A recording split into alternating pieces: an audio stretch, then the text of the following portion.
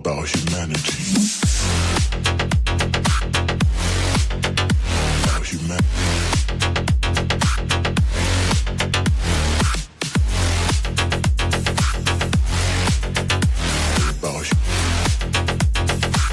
It's all about humanity.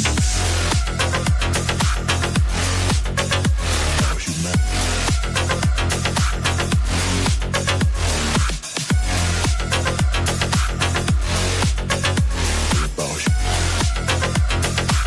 It's all about humanity.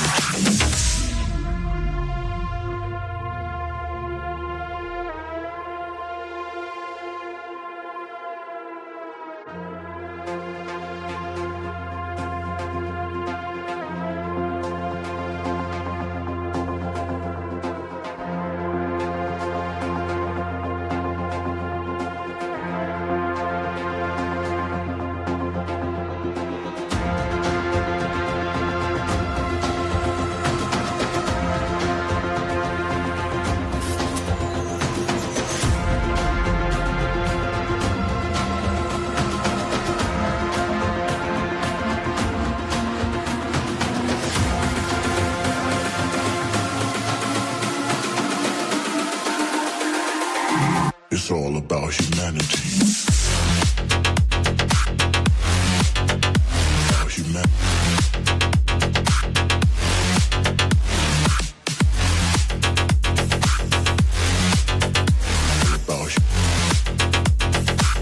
It's all about humanity. About humanity.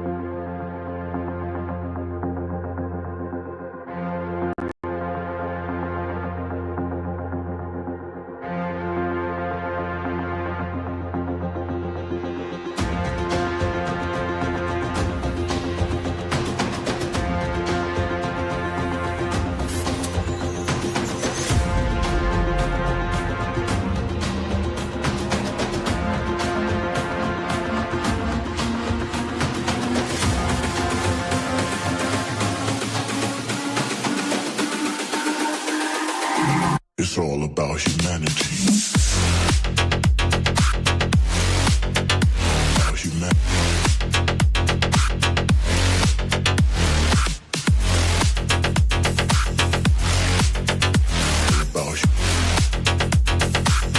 It's all about humanity. About humanity.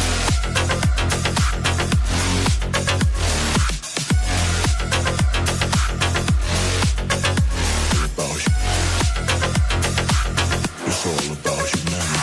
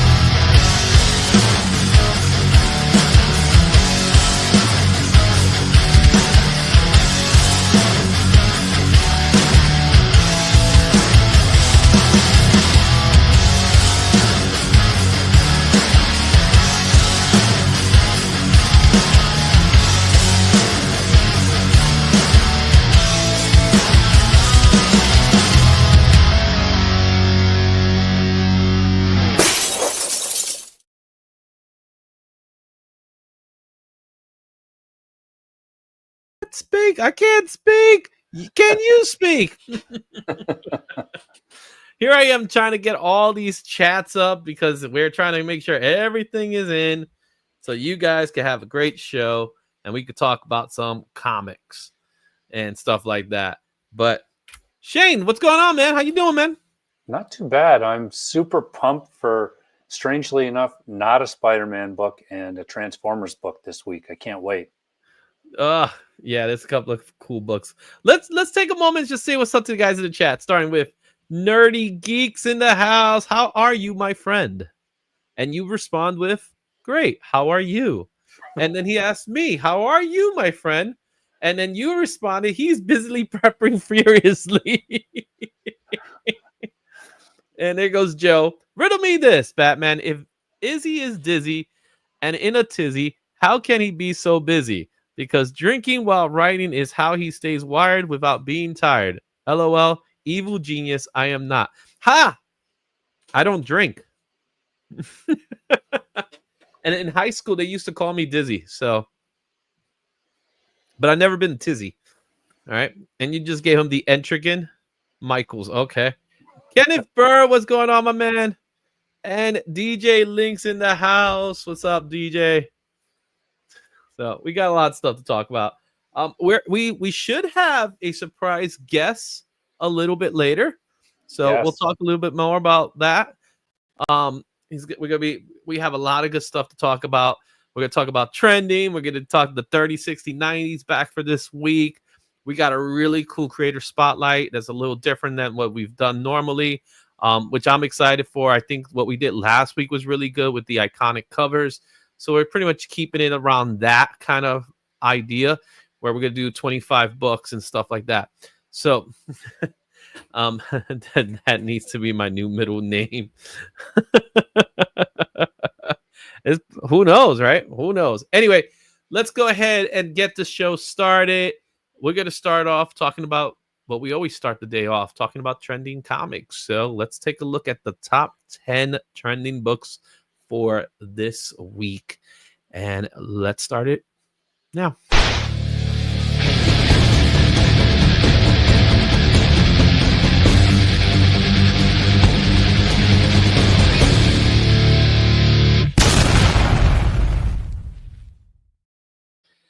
It's time to talk about the top trending weeks for the second week of April. Would you believe we're already kicking off the second week of April?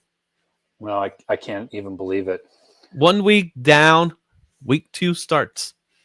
Yep. All right. As I always ask, you see the 4 books that are on the list. One I don't like to talk about, and I don't need to talk about it anymore, but we're going to have to talk about it. The other ones are pretty cool. So tell me your thoughts. Coolness bookend by annoyances. It gradually grows up, right? So or goes down. Both ends, annoying, middle, very cool. Yeah. So yeah, we talked about that all new Venom last week. We're gonna we got to talk about it today. But the other book is Brand New Day, which we'll talk about why that book's on this list. And the Batman Dark Knight is something that we're going to talk about very shortly. And then we have a return in the New Avengers, and we're going to see where those books land on this list. Let's start off with our honorable mention, and it's Dark Knight. Batman the Dark Knight issue 1 and issue 3 are both honorable mentions. This was an amazing series done by David Finch, and Paul Jenkins assisted with it as well. But it was a tremendous artwork. Do you recall Batman: The Dark Knight? Yeah, we were talking about it before, and I do, and I was surprised that I don't have it. Like, it must have came out at a time where I just didn't have the money to buy extra stuff, because I love Finch art. Those covers are both great. I think the White Rabbit is a friggin' hilarious character and fits right in where she's going to be. So yeah, so let's talk about White Rabbit, because that's why these books are hot. So Dark Knight #1, Batman Dark Knight #1, and obviously issue 3 we'll talk about in a second. But it's the first appearance of this new character called the White Rabbit, and there she is in issue 3 in the cover. she's been announced for something, and it's not Batman. What is it? Peacemaker. Yep. She is going to be a character in Peacemaker season 2. They already announced the actress that's going to play her. She is beautiful. And all I got to say is I'm just curious to see how this outfit's going to look. Yeah. I was just thinking that. I wonder if they're actually going to keep it or not. Who knows? Well, it is Peacemaker, so it is an R-rated TV show or MA-rated. So we might end up getting the corset. Maybe. Yeah. But it's an honorable mention. I'm assuming that we will see these books in the next couple of weeks. Of course, when the Peacemaker show starts, we're definitely going to see these books return. So right now, they're just honorable mentions. They barely touched the list.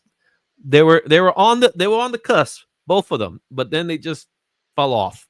That's good. You know why? Because everybody that's watching right now has a sneak peek, like me. Usually, we have to wait much longer for me to say I'm going to be looking for these on Wednesday. But now we can all go look for them before everybody that has them on lists starts figuring it out. Yeah, and they're super affordable. And when I mean super affordable, these books are like under $10 right now. Yeah. Because first of all, with the Batman Dark Knight, you have David Finch, a Batman title, and it's #1. High print run. Yeah. White Rabbit might have a lower print run, but it's still David Finch. So you know it had a higher print run than normal. So be on the lookout for those books. If you are tracking books that are trending, these two are starting to trend already.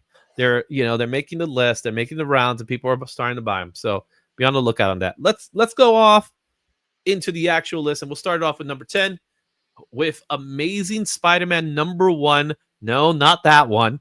The Free Comic Book Day 2007 edition that came out in 2007. It's going now for $24 was the last recorded sale. Fair market value of this book is $16 at a fine. 9.8s are going for $168. Would you believe a free comic book sold for $168? It's only number 8 on CBSI. Sales volume, I changed it from percentages to the actual numbers now. So what you're going to start seeing is how many books have sold. 36 copies have sold in a 30-day period. So it's a 30-day sales volume. Hype level, this one is medium. This is going to be something we're going to talk about again, but talk to me about this book. Yeah, so this one, I have to check. This one, I don't know if I actually picked up because 2007, I'm not sure. But this has got to do with what we're going to talk about later with Brand New Day, where it's got a tie-in story with that. Yeah, so this is the start of really the new Brand New Day storyline, and we have a cameo of a character called Negative Man, right? It's Negative Man, not Mr. Negative Man. Mr. Negative. Mr. Negative Man has a lot to do with Brand New Day. We don't know exactly what this means because all we know is that there's a title. Yeah. That's it. And if you read like Mr. Negative is a cool character, and he kind of would work really well on TV or movies because of he's in that like polarized style, like so it would look really cool in TV to have that effect. Mm-hmm. I agree. Let's go ahead and say what's up to some people that just jumped in. Well, starting with Joe, who's been here for already. White Rabbit in Peacemaker Season 2 better be in her costume-accurate outfit, or we blanking right. He wants the corset. Well, if you see the actress who's playing her, I think you might get it. It might just happen. There's a really good art germ cover of White Rabbit. There is, and I bet you that's going to be gunning for money now. Yeah, I'll look it up while we're going through stuff, and I can't remember what issue it is though. Yeah, what's going on? The Watcher is watching. Thank you. We got Super Arsenal 009, and I've seen free NFT sales for over 1 million, so why not? Channel member Alex Lodermeyer, what's going on, my friend? And Rich with Comic Cops Collectible, what's going on? How you doing, my man? Make sure you guys hit that thumbs up. You know how this works. Let's go with number 9. Green Lantern 21. This is the 1 in 25 Mark Spears variant. This just came out for DC Comics. This $57 near mint was the last recorded sales. The fair market value of this book is at $49 near mint. There are no recorded slabs as of yet. This was number 10 in CBSI, number 5 in cover price, and the 30-day sales volume is 28 sales. This is at a hype level of a medium. We talked about this book last week. I mentioned to you how I wasn't too fond of this cover and how awkward it just looks, and he just doesn't seem right. Apparently, I'm not alone in that. Yeah, and even I would say that the sweet spot for Mark Spears right now for the big 2 is ratio covers. Seem to be the ones that will creep up a little bit, and the other ones seem to be a little bit easier to get right now. Yeah. Mm-hmm. All right. Someone's trying to visit here. She wants to make a visit. Wait. There you go. Look at this. Or a different special guest. Wait, this is a special guest. Everybody say hi to Ema. Her name's Email. So Alex is gonna flip this one soon. All right. Say bye to Ema. Her name's the Email. She named the cat Email. Oh, What am I supposed to do? Her name. All right. What's up, Kenneth Bird? Thank you for the hearts. I really appreciate it. Alex is gonna flip this one. Good for you. It's not one of his better works. In fact, it just was announced the 5th printing of Mark Spears' Monsters. I don't know if you had a chance to see that. It is the homage to Evil Dead. yeah, ordered. You ordered it? I'm done. I'm telling you, man, I am so done with Mark Spears. It's over for me. I know our guest that's supposed to be coming in today, he's a Mark Spears lover. So we'll maybe we'll get a chance to talk to him a little bit about that one. But he loves Mark Spears. It'll be 2 against 1 when he gets here. It's not that I don't like him. It's just I'm tired of him. I'm at the point oversaturation when it comes to Mark Spears. You know what I mean? All right. I paid at my LC at $15 for this book. That's a good price, man. Yeah. And look at what it's going for now, almost $60. Yeah, But you gotta get rid of it. If you're gonna flip this, you gotta flip it now. This is not gonna be one of those flip this over time books, because it doesn't have that same. It just doesn't. It doesn't draw me. I'm amazed that it's still on this list 2 weeks later. You know what I'm saying? Yeah. Well, let's move on to number 8, Daredevil 11 from 2011 Marvel Comics. This sold at $60 in a no grade. The fair market value of this book is $75 near mint. 9.8s are going for $312. Number 7 on Key Collector. Sales volume is 43 books have sold this month. Hype level is at a medium. This might be the end of this issue. Yeah, it's done now, I think. Yeah. Did you get a chance to catch up on the episodes of Daredevil? Yeah, I'm all caught up now, and it's kind of a bummer, really, because he had such a cool look in the show, and I thought it was a really cool idea for a villain that they could have kept around for a while. I was very disappointed at how they did it. I wasn't surprised. I sensed this was the way the story was going to work. But what I would have appreciated more with a character like Muse was to go to the very end. It should have been like a penultimate or a final episode where it's like, now we got the final encounter with I guess we could say the main villain. Turns out he wasn't the main villain. It was very predictable how they did it as well. You knew it was going to be that kid. It would have been cooler. It would have been someone else. They had us thinking it was the kid, and then they did it. And then he does his little, he starts monologuing with the psychiatrist. And I'm like, this is where we're taking this character.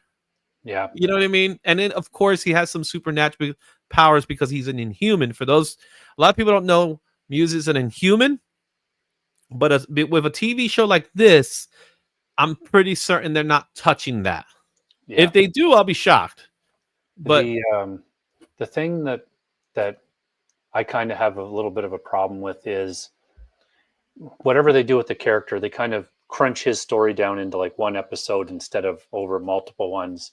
But it's really that because they're not introducing a whole bunch of other characters, when he showed up, I'm like, oh, that's Muse, because there's no other options. There was really just maybe Kingpin's side guy, but I'm like, nah, that's not going to be it. And so as soon as they showed that character at early on, I'm like, oh, okay, he's going to be Muse. Yeah, it was too obvious. It just felt too obvious. And rest in peace, Muse. Yeah. Moving on to number 7, Uncanny X-Men 266.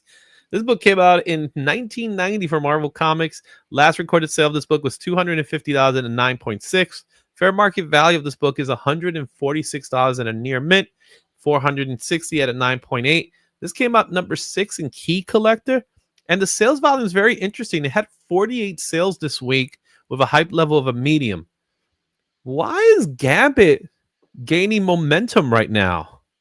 Who's this Gambit person? What? It's some dude. What is this book even? I've never heard of this book before. He's some raging Cajun. I have no idea. There is a really cool cover coming out for Uncanny that I think probably we'll talk about later, but I don't know if that would be it. Maybe some of the news with him definitely being in the movie. Channing Tatum's making his return, so of course he's playing Gambit. I find it odd that the fair market value of a near mint is $146. That is so affordable for a book like this. Yeah. Now I do know that it is Uncanny X-Men, so I'm sure there's a high print run, and we never really looked at the CGC census for this book, but I'm assuming it's high. You know what I mean? Yeah. He's a popular character. He'll always be a popular character. This is one of those books that always creep its way back to a list because Gambit is just cool. He's probably the coolest X-Men. You know what I mean? As far as being just like straight up cool. Yeah, and I think, I grew to like Gambit a lot more from the X-Men 97 cartoon. Mm-hmm. I've never really been a big Gambit person. I have this book. I like many other X-Men more, but I think that show I really liked his part of that show for sure. Cool. I agree. It's only going to go up. This is one of those books that if you see it at 150, pick it up, man. That's my opinion. I grabbed a copy. It's not a high grade copy, but I pick it up. Ralph, what's going on in Apple TV? Go check those guys out. Those guys are awesome, man. The flashback of X-Men book, great story too. And yes, Alex, first cover appearance, by the way. Thank you for correcting it. I didn't know that. Did I ever tell you the story of when I talked to Alex Kubert about this book? No, I don't think so. So, for those of you who don't know, if you look at this cover, what is up with those pants? The thong pants. The thong pants. It's a thong. He is wearing a thong. So I straight up went to Andy Kubert this past year. In fact, I was at Philly Fan Expo, and he was doing signing, and I had this book. I got him to sign the book, and I asked him. I straight up asked him. I was like, dude, did you know that this was going to be the look? Because if you look at the corner box, the upper corner box, he's wearing the traditional pants, right? So he was like, oh, he was there like, and he looks at the image, and he's looking at it, and he's like, I never noticed. And I said, so did you know this? Because in the interiors, he has the pants, the black pants with the corners. So it could have been a coloring error because, again, no one knew this character, so no one knows who he was at the time. It's brand new. At the same time, he may have not known to do the colors, but he comes up to me. He says, you know what? I think I effed up. So he openly admits to the thong, even though he himself never noticed it. That's awesome. Channing Tatum actually cried when it was announced he would be in Avengers Doomsday. He thought his gambit was one. No, not after Deadpool and Wolverine. At the end of Deadpool Wolverine, you got that little scene in the corner of him turning around smiling. Nah, you knew he wasn't done. There was a lot of discussion of that. Mm-hmm. All right, let's go with number 6 in our list, and that is Invincible Returns #1. This book came out in 2010 for Image Comics. Last recorded sale was $50 in near mint. Fair market value is $60 near mint. 9.8s are going for $229. This was number 8 in cover price. 30-day sales value is 65 copies sold. Hype level is a medium. I think Invincible is going to go away for a little while.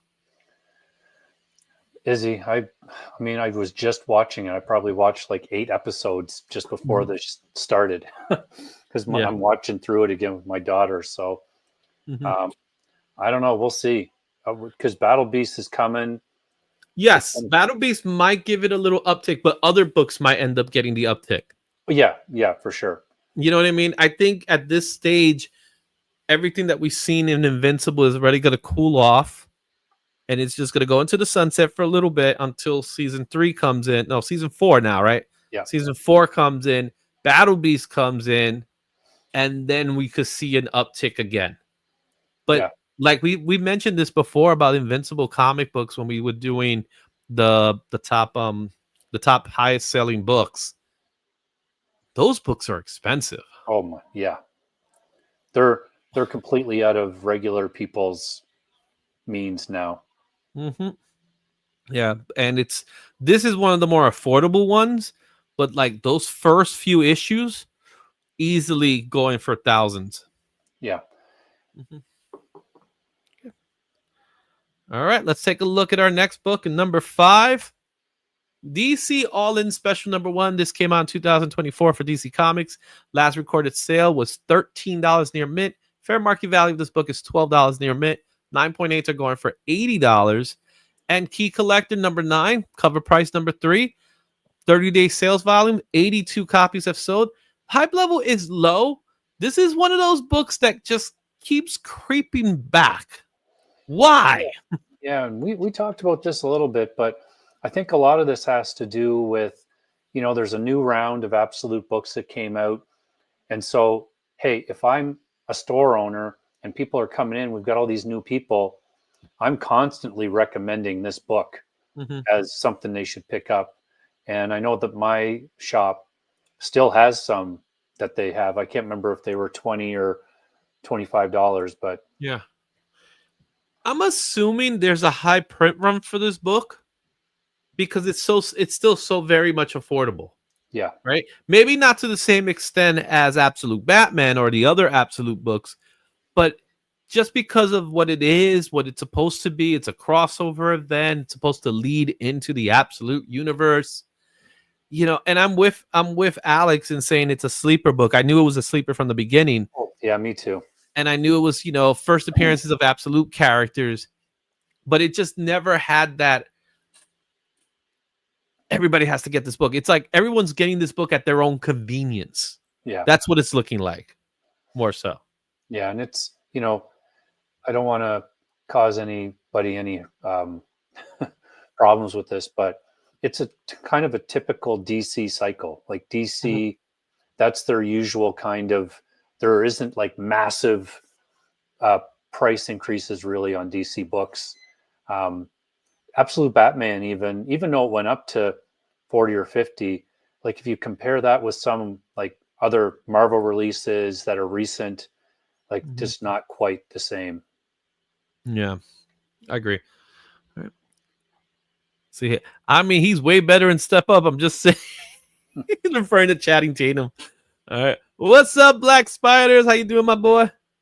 All right, say hi to everybody in the chat. Yep, this book's a sleeper. I agree. First appearance of Absolute characters.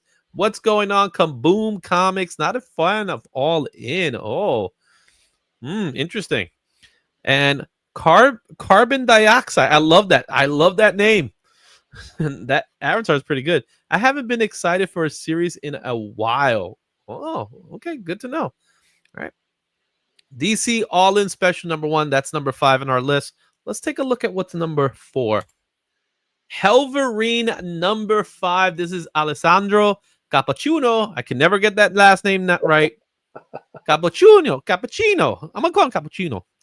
This is the spoiler variant. This book came out last week. $15 near mint was the last recorded sale. Fair market value of this book is $9 near mint.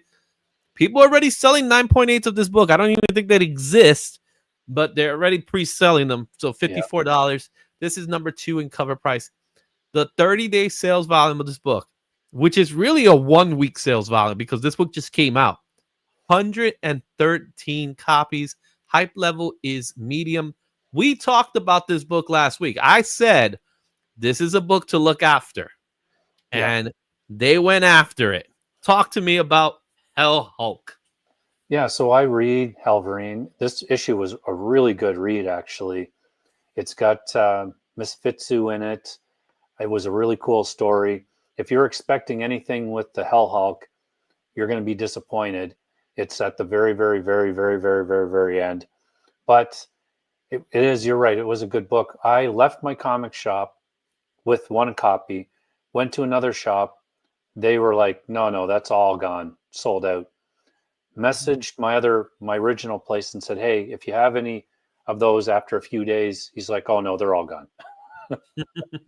I picked up 2 copies. So I have my personal copy and I have one that I'm going to put in the monthly mail member box. So that's good. Just you guys to know, it's going to be in the monthly membership box. I'm going to put the Helverine issue number 5 in there. I got some other books I'm going to throw in there as well for the monthly box. But we talked about this. This was a book that when we saw it, and it's a spoiler cover. It was announced as a spoiler variant. When we saw it, we immediately knew this book people were going to pick up, and people picked up, and people are paying extra money for this book. If this if this character, the next issue, there's going to be more obviously of them in it, and if the character catches on, then this is going to be the cover to have for sure.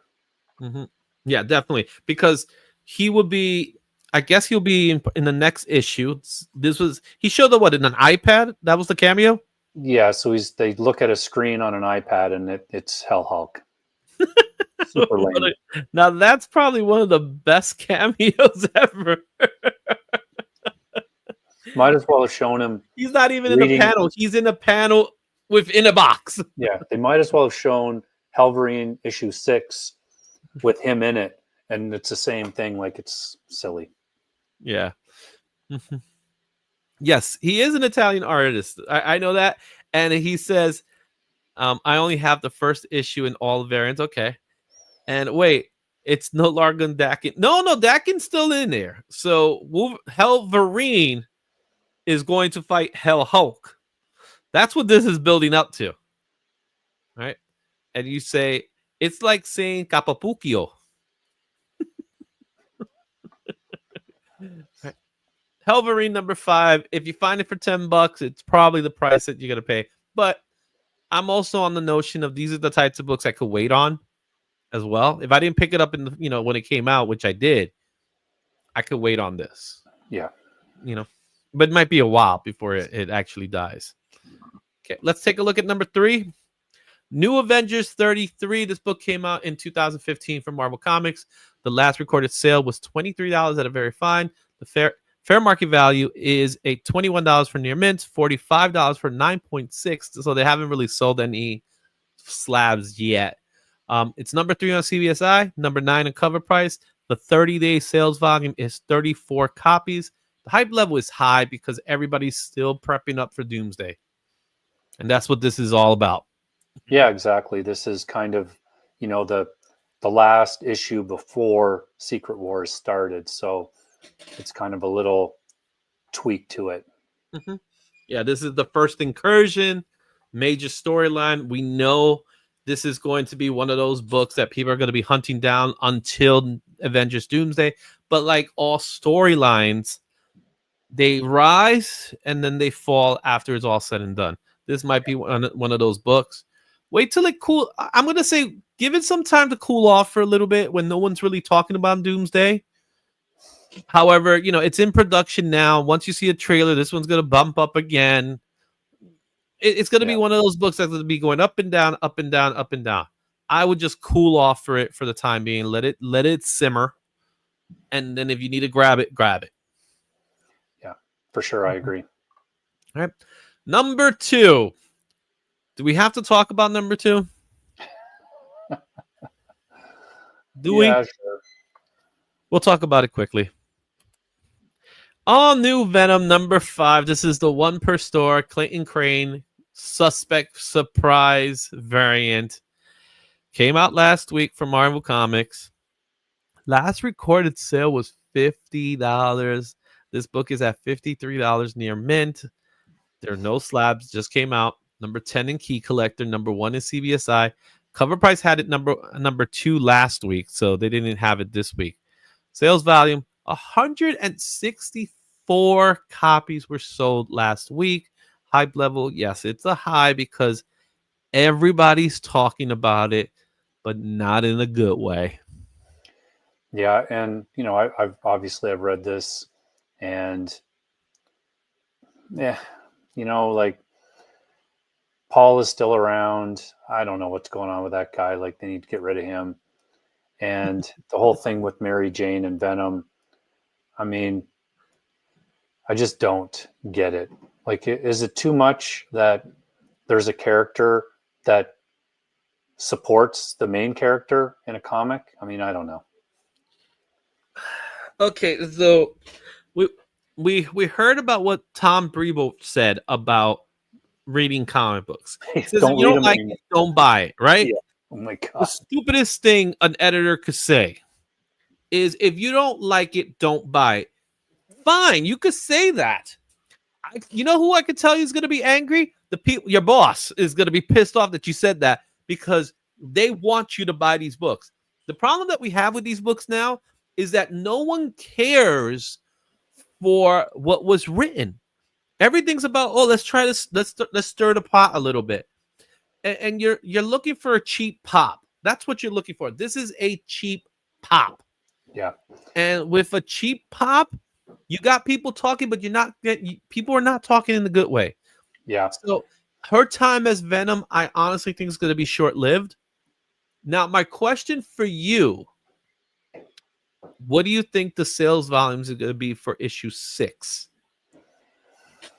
I think people will still be picking it up because they want to see where this train wreck is going. Mm-hmm. And like reading the whole series, this seems to me like it was a last minute decision, really. Like, it doesn't seem like it was a plan all along, no matter what they say. It read like it was going to be somebody else, and I get that they were trying to misdirect, but we've already seen that they're not usually that clever with any kind of misdirection. Mm-hmm. And yeah, it just seemed tacked on at the end. But I do think that people will pick it up just to see what the heck is going to happen with this. Yeah. So with a sales volume of 164 copies, this was a 1 per store. And if it's a 1 per store, those stores sold those books fast. Mm-hmm. I'm one of the 164, by the way. In case you guys didn't know, I had a copy and I got rid of it. Yeah. Because I knew I had to. I ended up buying my collection that I bought that week. So my pull for that week, this book paid for it. Yeah. And just to address Scotty's comment, Mm-hmm. I said when we talked about this first, I thought Luke Cage would be a really cool idea, because how does the symbiote like merge? Like, how does it work with his skin? Like, there's so many cool combinations that way, but Luke Cage kind of stands on his own. It would have been neat for like one issue, like a what if issue or something like that. But for ongoing, I just think Luke Cage, he can stand on his own. Yeah. Boom. Abomination. Yes, I agree. Spoilers, Shane. Oh, wait, never mind. Spill the Wait, $50 is crazy. It's a one per store variant. So there really isn't that many copies, thank goodness. I can't stand what they've done to Venom. So here's the funny thing about this. I'm gonna say this much. In a year or two, maybe 2 years, I'll say 2 years. Where do you think this book is gonna land? Oh, this will be back to like cover price. It'll be, Well, I don't think it'll ever be a cover price because it's still a one per store. yeah. I don't know. Izzy, Would it be a sought after book? Is my no, question. I don't think so. Mm-hmm. Yeah. Why couldn't we have Luke Cage? Yep. Exactly. Yeah, I agree. We got Christina Payne in the house. What's going on, Christina? I hope you're feeling well. I know you were in. I don't think it'll be a dollar bin book, Scotty. I don't think this will ever be a dollar bin book. It's too rare to be a dollar bin book. $5, I don't know. I think 20 is probably where it's gonna land. You know, that's my thought. Just flipping it around for cheap. Birds would use them to make net. That is a good comic, Carmen. I love it. The only way that comment could have been better is if you had said the vulture will be using it to make nests. No, you But know how Scotty that's Young still was good. doing. That's You know how still good. Scotty Young was doing those images, like Yeah. the 8 deaths of Spider-Man. They should have one where it's like just ripping up these pages. Yeah. Yeah. All right, let's get rid of this one and let's go with number one. Number one, you probably aren't surprised by number one. It is Amazing Spider-Man 546. Came out in 2008 from Marvel Comics. Last recorded sale was $25 at a no grade. Fair market value of this book is $16 at a fine. $136.09.8 is number one in Key Collector, number two in CBSI, number one in cover price. Sales volume of this one is 71 sales within the last 30 days. Hype level is high, largely because of a damn title. This is number one because of a tagline. I'm going to try really hard not to lose my freaking mind right now about this shenanigans, and just say that this completely illustrates the disconnect between the people making movies and the people, the fans, comic book readers. Mm-hmm. Is there anybody that liked Brand New Day? Anyone? No, no one. No one liked it. So there's no one in a boardroom that goes, excuse me, comic fans really don't like that title. Like, it goes back to this arc and they got rid of Mary Jane and this whole thing. Shut up. Okay, shut up. Shut up and get out of here. That's me doing my best Mickey Mouse impression. Get my coffee. Go over there. You comic nerd. We're not paying you. You're I an don't intern. care what you got to say. I want my money now. It's so annoying, Izzy. It just drives me around the bend. Okay, so first of all, this is coming off of One More Day storyline, right? Because One More Day just wrapped up, and it's the one book that I wanted to rip in front of Joe Quesada. This one didn't bother me so much, but of course, it was what I remember. The whole thing about this story that they wanted to promote, which was so stupid, was Spider-Man is dating again. That's what they wanted to promote, that he was dating again. Yeah. So what? You know what I mean? But with obviously with CinemaCon just over from last week, that's where they made the announcement. Sony made the announcement that the next Spider-Man movie is going to be called Spider-Man Brand New Day, which I understand why they made that title to finish up the Homecoming storyline, right? However, they don't care. Like you said, they just don't care. They also went ahead and did something where it says, "Oh, it's called Brand New Day," and then you had a flock of people saying, "Oh, this is the book that we have to now sell because this is going to be the next story," which also features the true first appearance of Mr. Negative Man, who, I'm sorry, is he supposed to be the main villain?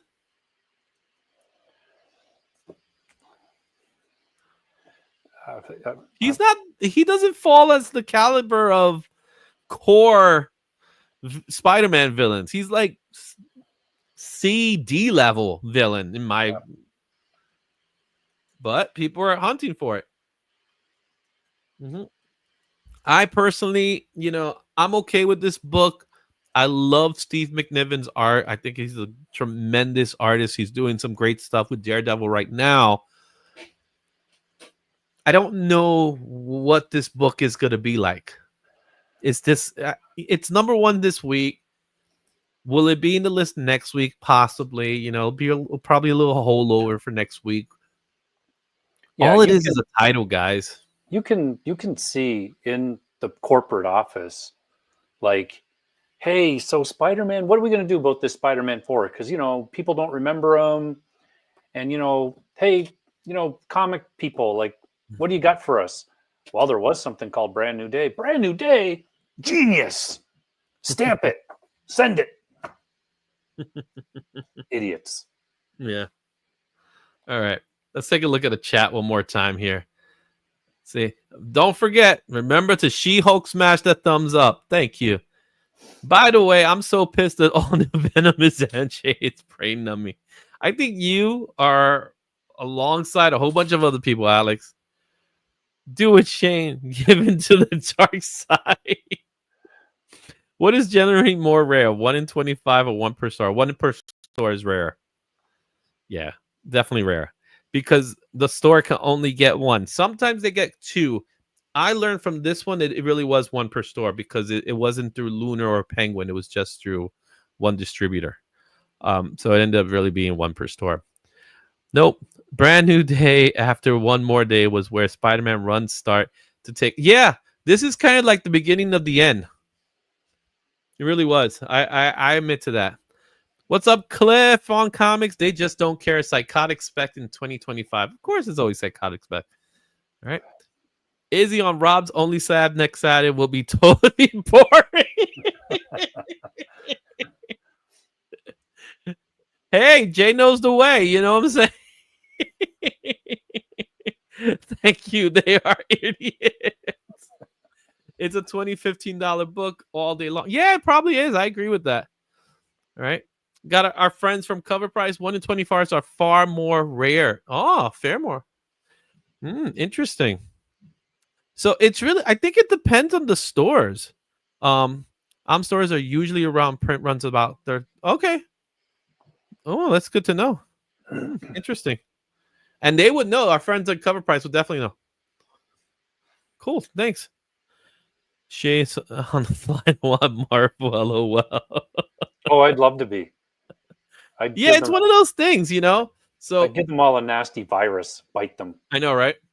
All right. So there you have it, guys. Tell me what your thoughts on the ranking system. Which books do you have? Share your thoughts in the comments and stay tuned for next week's ranking. Yeah, Shane, I got nothing. Nothing on this one. Did you say next week's ranting or ranking? Ranting. We'll definitely rant about something. I'm sure. You know what I mean? But before we do that, we're going to go to our next segment in a moment. But we have to acknowledge somebody. But before we acknowledge somebody, we always have to welcome them to the party. So where is the part? Where is it? There it is.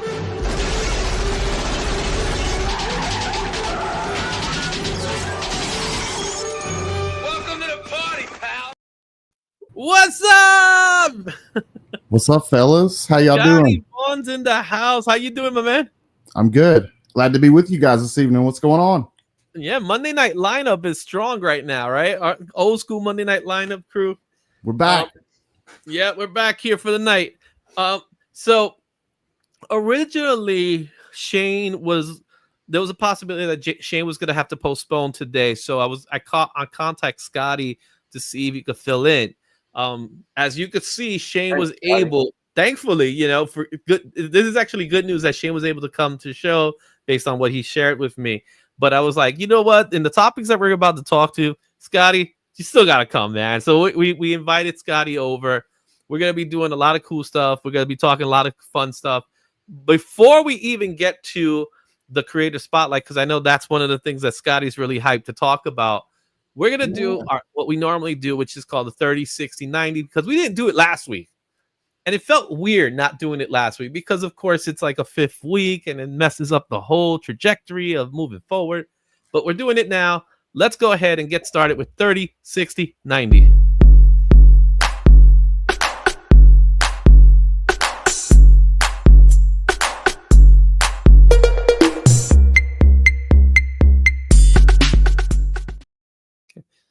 There we go. 30, 60, 90. This is the part of the show where we look at the books that came out 30 days ago, 60 days ago, and 90 days ago through the cover prices list. We always go back a month, 2 months, 3 months, and we see it. As we see here, these were the 3 books that were number 1 in cover price 30 days ago, 60 days ago, 90 days ago, give or take a day or two. We'll start with you, Shane, because I always ask you the question, Shane. Your immediate thoughts of what you see there. So we talked about this first cover a lot. I love this cover. Store exclusive, so it's a little bit harder to get. The Spawn, it's a Spears cover. I love this cover. It's on its way to me right now graded because we've been talking and I've been waiting for a 9.8. I've got my fingers crossed it's a 9.8. I'm not cheating. I'm not looking. I'm just going to open them up on the channel and see what they are. And then Omega Man number 3, you just gave this one away. What are you just even thinking? Away. Yeah, we just gave it away. What are you thinking? It's still there because I reached out to him, but he hasn't responded. But then I'm sure I'll get to Daniel. All right, Scotty, your immediate thoughts when you look at these 3. A lot of hype around Doctor Doom right now. So that's a pretty cool cover, the Red Hulk. I don't have it in my collection. It's a hot one. I don't know, man. It's not something I'm after either, though. But the Spawn I actually have in my collection. That's actually an early Mark Spears cover.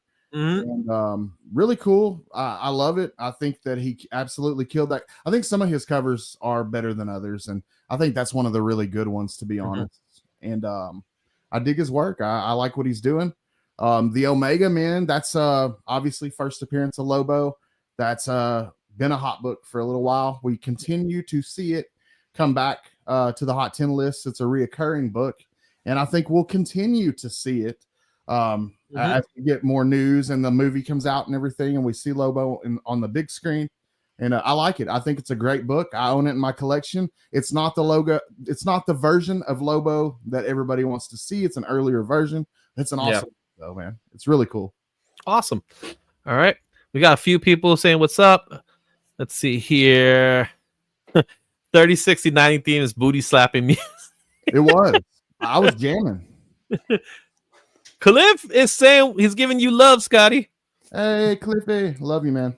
Our boy Chris the Comic Vet also is in the house. It's almost like we got our crew here, right? For Show Us What You Got. Yeah, it feels like almost Wednesday. there. We're almost there. We just need Chris. We need Rob. We need a few other people.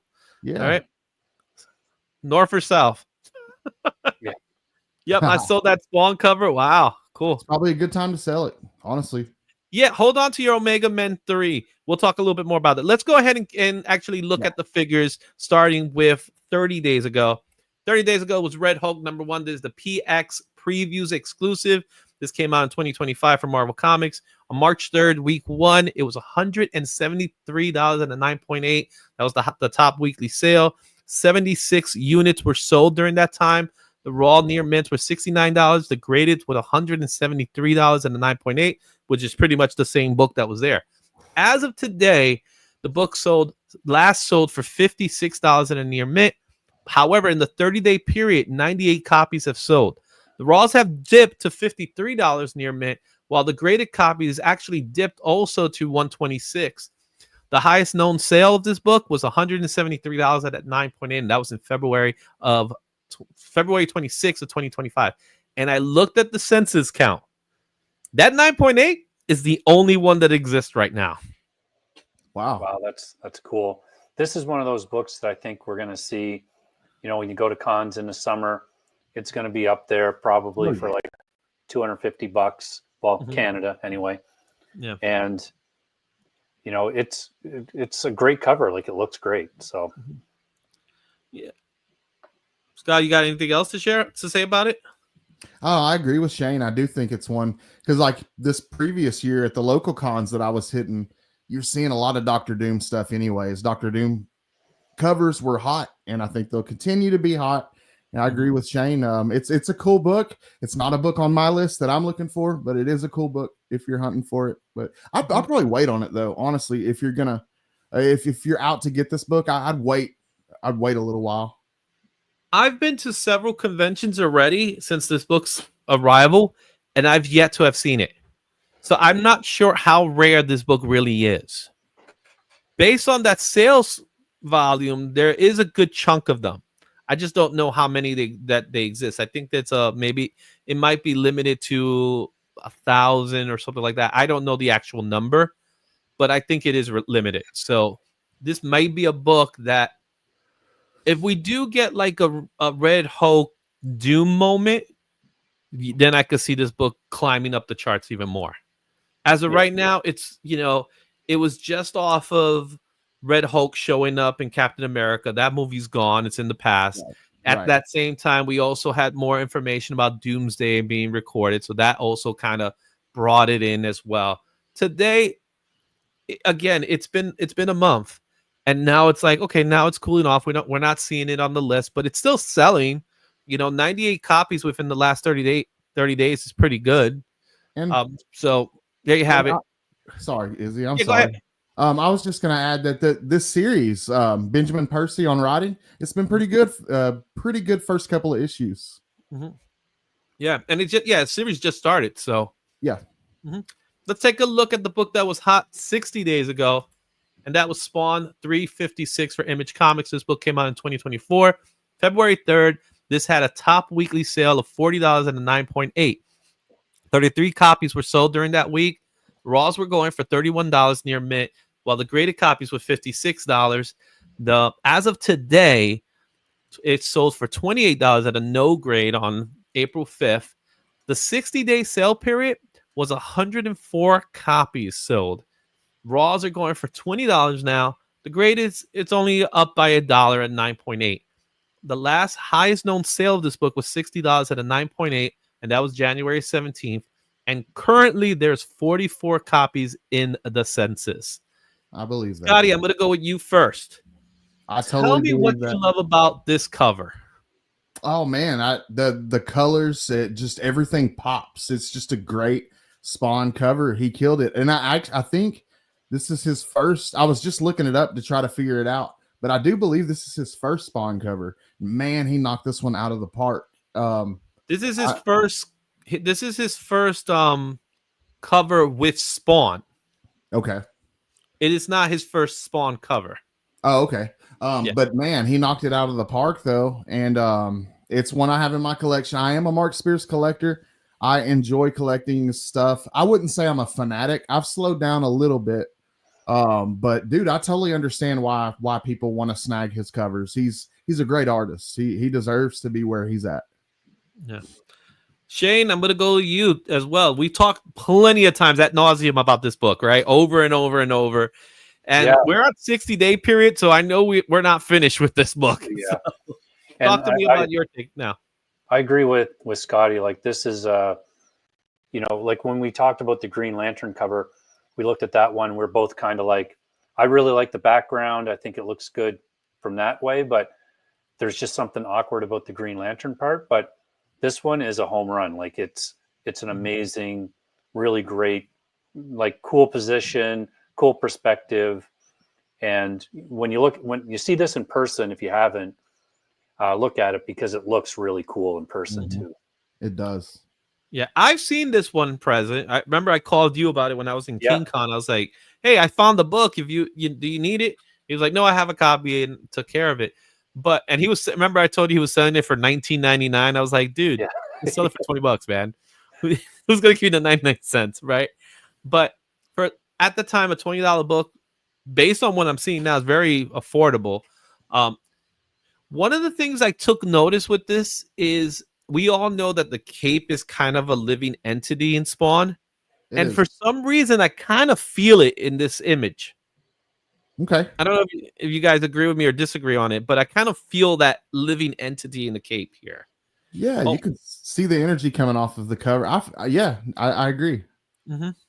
Of course, the lightning bolt's also a nice little touch to it. Definitely one of his better pieces, of course. Not to say that his other pieces aren't good, but like we said, the Green Lantern one, it's probably because it's a 1 in 25. But man, those monster covers or something, Spawn's coming. I can't wait to see what Spawn 77 is going to look like. Yep. Yeah, So for that's sure. going to be exciting. Oh yeah. All right, let's go with our book that was hot 90 days ago. That was Omega Men 3. This book came out in 1983 for DC Comics on January 6th, week 1. This sold for $400 at 9.8. During that week, 186 units were sold. Raws were going for $96 near mint, while graded copies were going for $404 at a 9.8, and those were the fair market values. As of today, $51 for a 6.0 was sold on April 4th. And 90-day period was 356 copies. That's actually really good numbers there. $98 for a near mint, so the price went up a bit. It dropped in the 9/8 to $337. However, this is, like we said, this is one of those books that keep bouncing back and forth. The highest sale of this book happened on January 3rd in 2023, $554 at a 9.8. Now, this is a book that has a high census count. There's currently 10,830 copies in the census for this book. Shane, I'm going to go with you first. Yeah, and we've talked about this, and this is one of those things that you can see in the monthly show that happens with us. It's not rare, right? Be patient.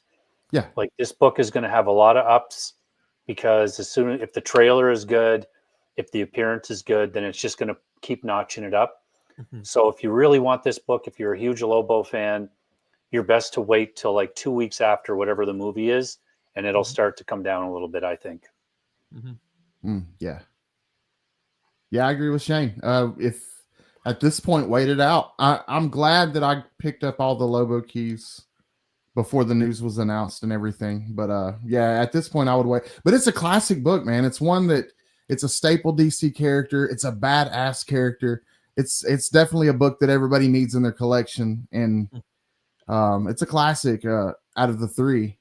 But yeah, wait it out if you don't have it.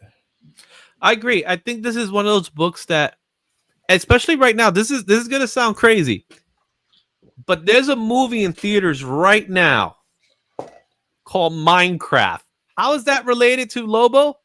It has Jason Momoa in it, so that means Jason Momoa is in the spotlight. If Jason Momoa is in the spotlight, Lobo's in the spotlight. There's that connection there. So therefore, people are going to be like connecting to it because they're going to constantly be reminded about that. Once you don't see him for a while, because right now he's filming the movie. He's out. I think they're filming in Europe or something, in London or something like that, the movie. So they're filming Supergirl right now as we speak. So he's out there doing his part. He's Lobo right now as we speak. Will we ever get leaked photos? Who knows? Possibly. There's always a chance, right? But if he's not in the spotlight, then it might be a good opportunity to say, now I might want to pick this up. Now might be the time. Because come next year, this book is going to climb up. That $554, I honestly don't think that's going to last. Because that is tremendously low for a book of this caliber. But the census count being as high as it is actually makes this book less in that way, if that makes sense. I mean, it's 42 years old, so yeah, it's not going anywhere, right? Don't remind me, Scotty. Don't remind me. Trust me, I got a reminder a couple days ago, Shane. Yeah, that's right too. All right, so there you have it, guys. That's the 30, 60, 90 look back. These are, again, I like this. Notice we have a Marvel, we have a DC, and we have an Image. I like it when the list looks like that. Yeah. Little love from all the companies. Nice balance. You know what I'm saying? You know what I'm saying there? All right, there you have it, guys. 30, 60, 90. Let's go to the chat a little bit here. So last I left, Alex was saying he sold that Spawn cover this week. Congrats there. He also says hold on to Omega Men. Vinegar Puss.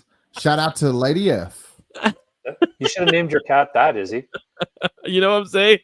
They better not fragged up Lobo on the big screen. No, Yeah, right. I hope they don't. But he's been saying there he's using the language. Yeah, he is. So Cliff says 2 garbage cover buys and 1 solid collector keep. I wonder which ones he's talking about. I personally like all 3. I don't know where Cliff is coming up from, but I like all 3. I like 2 of the 3. Yeah. 1060. When are you the next Rob? Said looking forward. So he's looking forward to you. I've never been on Only Slabs. I've been holding out this whole time. And Jay knows the way doesn't want me there. Scott, you haven't been on Only Slabs yet, right? Nah, man, I'm not a huge slab collector. I would be really stretching it to get the amount of slabs to be on there. Well, I've been waiting patiently for the opportunity. Rob contacted me like maybe 2 years ago about it. And I was like, dude, I'm not ready. And I contacted him like maybe 2 months ago. I said, I'm ready. And I'm ready to go. We got it. We got something going on. We got something ready for this Saturday. That's right. I'm gonna be in Only Slabs. I got my slabs. I gotta actually put them all together. Talk to Rob, and how we're gonna do is I got some themes going on as well. So that's gonna be fun. Also, if you haven't seen it already, Cover Price video is up over at the Cover Price channel. We went and talked about 2 years ago with April. We're gonna do 3 years this year, this week. So that's gonna be fun. So this Saturday, you're gonna see a whole lot of Izzy. It's gonna be Izzy Saturday. That's what this Saturday is gonna be. So I'm looking forward to it. I'm happy. Oh yeah, Bisley's gonna make a resurgence. I love Bisley's work. I don't care anything. Bisley's one of my favorite artists. If you like Lobo, watch Only Slabs. That's all I gotta say. If you like Lobo, watch Only Slabs this week. So that's gonna be happening. All right. Let's see here. Alex, yeah, man, that's my fave Lobo. Pretty much the only Lobo I've collected. I did love the new Kyle Holtz Lobo special. Yeah, that was cool. That was good. The cancellation special. Yeah. Yeah. I picked up the Lobo Roadrunner, which I thought was cool. I pick up anything Lobo. It's all pretty good. Yeah, pretty much. I'm the same way. If I see Lobo, it's probably mine. Except for that new 52 Lobo. That guy's garbage. You know which one I'm talking about, right? The new 52 one that he's like thinner. Oh yeah, I do know. Yeah, that was weird. That's garbage. I remember going to a convention a few years ago, and the guy who was selling the comic book, he had the books selling for $5, and he also had like a dollar bin. So I literally took the book out, and he knows me, so I took the book out. I said, you see this book? And I put it inside the dollar bin. His girlfriend was like, no, you got to put it back. And he was like, no, I'll leave it in the dollar bin. Because that's what that book is, man. So, yeah. This book is so cheap for a raw copy. I promise. Yeah, it is. It actually is pretty affordable right now. Because, again, it's a high print run. I don't know why Omega Men 3 had a high print run. Cliff loves Lobo. Interesting. Yeah. A lot of Lobo fans. You could pick this up for $40. Blood. Yeah. Do I have to put someone in timeout? Just saying. Blood Wolf is better? Okay. All right. He's just kidding. I was about to say, Carvin, I was liking your comments, but then you threw in the Blood Wolf is better. It's like Blood Wolf is like Static X. Anyway, before we go in, Scotty, let the world know who you are if they've never seen you before. What's up, guys? I'm Scotty SVon82 on YouTube. That's my channel name. And I drop videos every Wednesday covering, my video series is called Adult Erotica in Comics. And I cover different cartoonists, different artists throughout time. This week I'm actually doing Flying Ladies. It's airplane bomber art from World War II. And it's kind of based off of Alberto Varga and his pinup stuff. If you're into that, if you're into cartoonist stuff like Peter Bagg, Robert Crumb, things of that nature, I like covering the taboo stuff. So that's what I do every Wednesday on my channel. And I was going live weekly. I've kind of paused at the moment, and but I think, let's see, I don't know, I'll be coming back. I still haven't decided the day for sure, but I'll be coming back live soon. But for now, every Wednesday you can catch my videos if you're into that kind of stuff.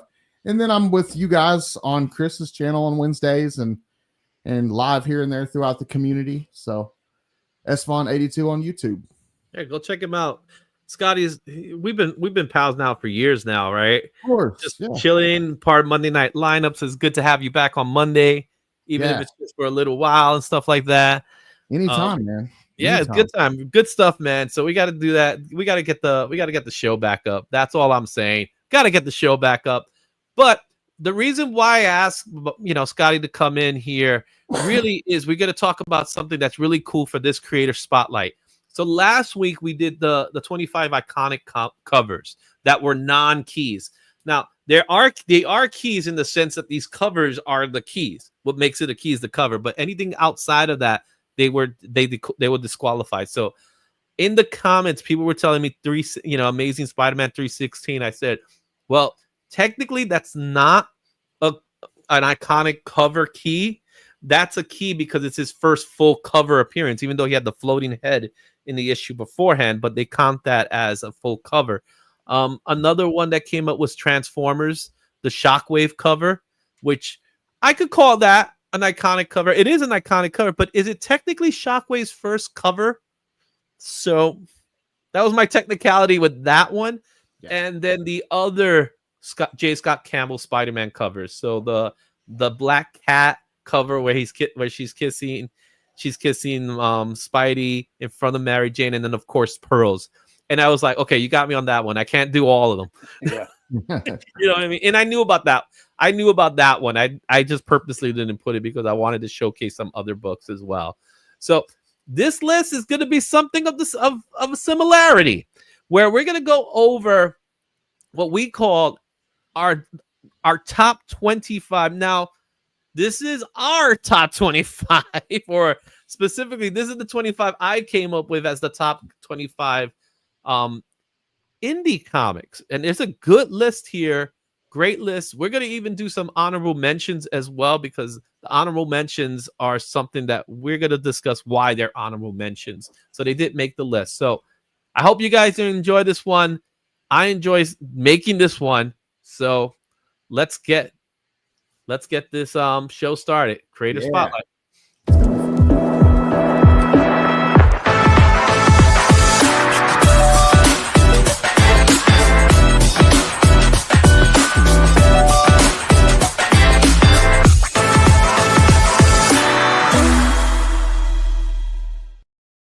Creator Spotlight this week. We're going to be going over the top 25 indie comics.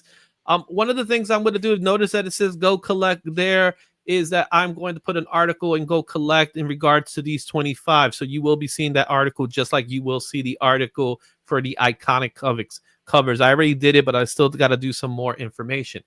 But before we get to look at our honorable mentions, since I brought Scotty up here, Scotty. Yeah. What to you makes a great indie comic? What to me? I like a great cartoonist that can really bring a story to life. I like good storytelling as well. I don't know, man. I like something a little on the taboo side. I like something that, I don't know, honestly. Mm-hmm. Shane, I'm asking you the same question. You know, what I love about indie comics is all of the stuff that you can't seem to find in the big two, like the main publishers, where you get creators that can push the limits, really get their story across, whether it's in one issue or 20 issues, and have a character that develops and changes and has things happen to them, and goes along with some really great art, like Scotty was saying. I'm a sucker for that. Like, I know Scotty and I both are huge Rook Exodus fans. Yeah, and great book, great story, cool concept, and wicked art. I mean, you don't seem to get that much anymore with DC or Marvel. Yeah, I agree with everything you guys said. One of the things I will say that makes a great indie comics is it's no holds bar. It is pretty much whatever the creator wants to do with it. Yeah. Right? Yeah. They could do whatever they want. If they want to kill a character mid-story, they could kill off a character mid-story. And If they want to do a superhero story, they could do a superhero story. Or they could flip that superhero story in some way. Or they could do something where it's completely off what we know as traditional superhero comics and not even superhero comics. They're just storytellers, fantasy stories. They could be real life. It could pretty much be whatever the creator wants to do because their hands are no longer tied. And that to me is what makes a great indie comic. A great indie comic is everything you're looking for in storytelling, and really it's literature. That's what it is to me. It's something that you're proud of. It's something that people will talk about years in. Stuff that, may not all. This list is not all for me. I'll tell you right now. There are books in this list that I wouldn't care for, but you know what? There's significant value to it. There's importance to it. And that's why you have to talk about it. And there are some books here that I've read. I haven't read them all, but I know a lot about a lot of these books that are extremely important. So let's first talk about our honorable mentions. And before I show you that list, an honorable mention to me is a book that has the flavors of an indie comic, but they really weren't indie comics. So the 4 that I picked were the following: Sandman Masters of Dreams, which is a 75-issue run that Neil Gaiman did with tremendous artists. Sam Keefe was one of the first artists. Dave McKean did the covers, which were gorgeous. Preacher, which was Garth Ennis, Steve Dillon, with art by I'm trying to remember, Glenn Fabry, right? He used to do the artwork. Another one that was really cool was 100 Bullets. A lot of people don't remember 100 Bullets as much, but 100 Bullets was such a cool story by oh my god, the name's escaping me. I know Rizzo did the art, Edward Rizzo, but Brian Azzarelli. He was the writer. 100 Bullets, the concept behind 100 Bullets was so great. On 100, you have a gun, it has 100 bullets that are untraceable, and you could do whatever you want with them. Nothing will happen. You would not do it. And then finally, what really kicked off the Miller world, Kick-Ass, which a lot of people don't know started within the Marvel brand, like Icon. All of these, the other 3 were vertical titles, which are part of DC, and Preacher and 100 Bullets was set in a different universe. Sandman started within the DC universe, but kind of like escaped from it. And it was allowed to be its own thing with really pretty quickly too. Like the first 7 issues where you had Constantine involved, Martian Manhunter. There was even an issue with Batman in it with Sandman. Anyway, let me go to you guys. Shane, your take on these 4. So I know the most about the bookend ones. I have the whole Sandman run. I have the absolutes. I've got trades. I've watched the series. I thought it was great when it came out. It was super fun. If you're looking for a little sleeper treat, try to find Captain Atom 42. Good luck. And Kick-Ass, I just thought it was a really cool book. And you're right, it kind of started that whole Millar world thing, and it was just a cool concept, like kind of before the boys had a lot of attention and all that was there. So it's fun. Scotty, what's your take on these 4? Honestly, I'm only really familiar with Preacher. That's the only one that I own, and I haven't had a chance to read it yet. It was a gift from a friend, so I haven't read any of these yet. Oh, really? Well, I think you're gonna love Preacher. Garth Ennis. I like Garth Ennis' writing. He's dark brutal, humor. So, writer of The Boys. Yeah. And now that you mentioned The Boys, Shane, The Boys was originally a Wildstorm product, which was actually an imprint of DC. I didn't get a chance to put it on this list because it is a creator-owned project, and I think it belongs on this list. My honest opinion, belongs on this list, especially with its popularity today. It didn't make the list, unfortunately. Another book, and I see you, Carmen. Poison Elves, man. I remember Poison Elves, but unfortunately it didn't make the list either. But There's so many other books that we're gonna miss out. That's why I said this is not a 25 like from this is not a 25 like the number one indie book. I don't do that. Instead, we're gonna go through a chronological order from the time it first came out all the way to the most recent book. So we're gonna leave it that way, and you be the judge of yourself. You know what I mean? Excuse me. And also in the comments, I know we got the chat, but when we do when the replay comes up, go ahead, go back to the video, leave it in the comments. Let me know which books either I missed out or which books from this list that you liked and you love. I love a lot of these books on this list. Sandman, to me, I read it late on because it was my best friend was really into Sandman, and I kind of got into it afterwards. I read a lot of the volumes. I'm so looking forward to season 2. I'm upset about it being a final season because there's so much story in Sandman that it was like, oh man, you threw that up. Preacher, I didn't get into Preacher because of the whole spirituality part to it. Yeah. But Garth Ennis and Steve Dillon, their work on Punisher is what led to Preacher. So what they did in Punisher, you got to see Preacher because there's a lot of that, and that story is crazy. 100 Bullets is another one that's really good, and of course Kick-Ass. I love Kick-Ass. I think that was a great story, and it continues to be. All right, let's go ahead and start it off with the first book. This one is Zap Comics #1. This book came out in 1997. Print mint. A high sale of this book is $11,400. That was in June 30th of 2022. Last sale of this book was $1,680, and that was in November of 2023. The raw copies are going for about $30 at a good, while 7.0 is that $1,680. There's currently 149 copies in the census. This is the first appearance of Mr. Natural.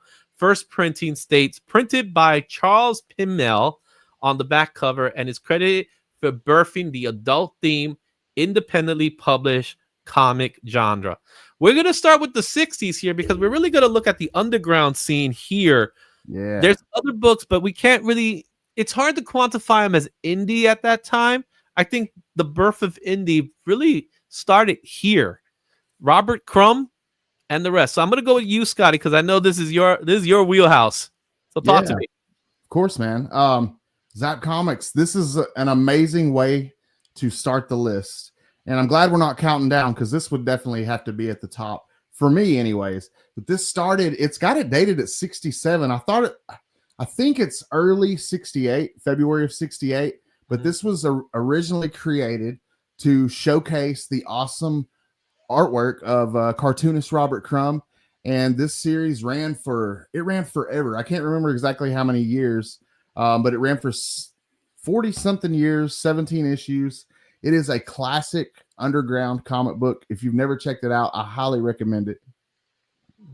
Shane, how familiar are you with Zap Comics?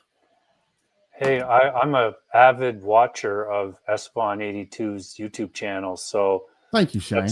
That's where I get my independent knowledge from. So I've watched his videos where he talks about this, and I love hearing the history of it.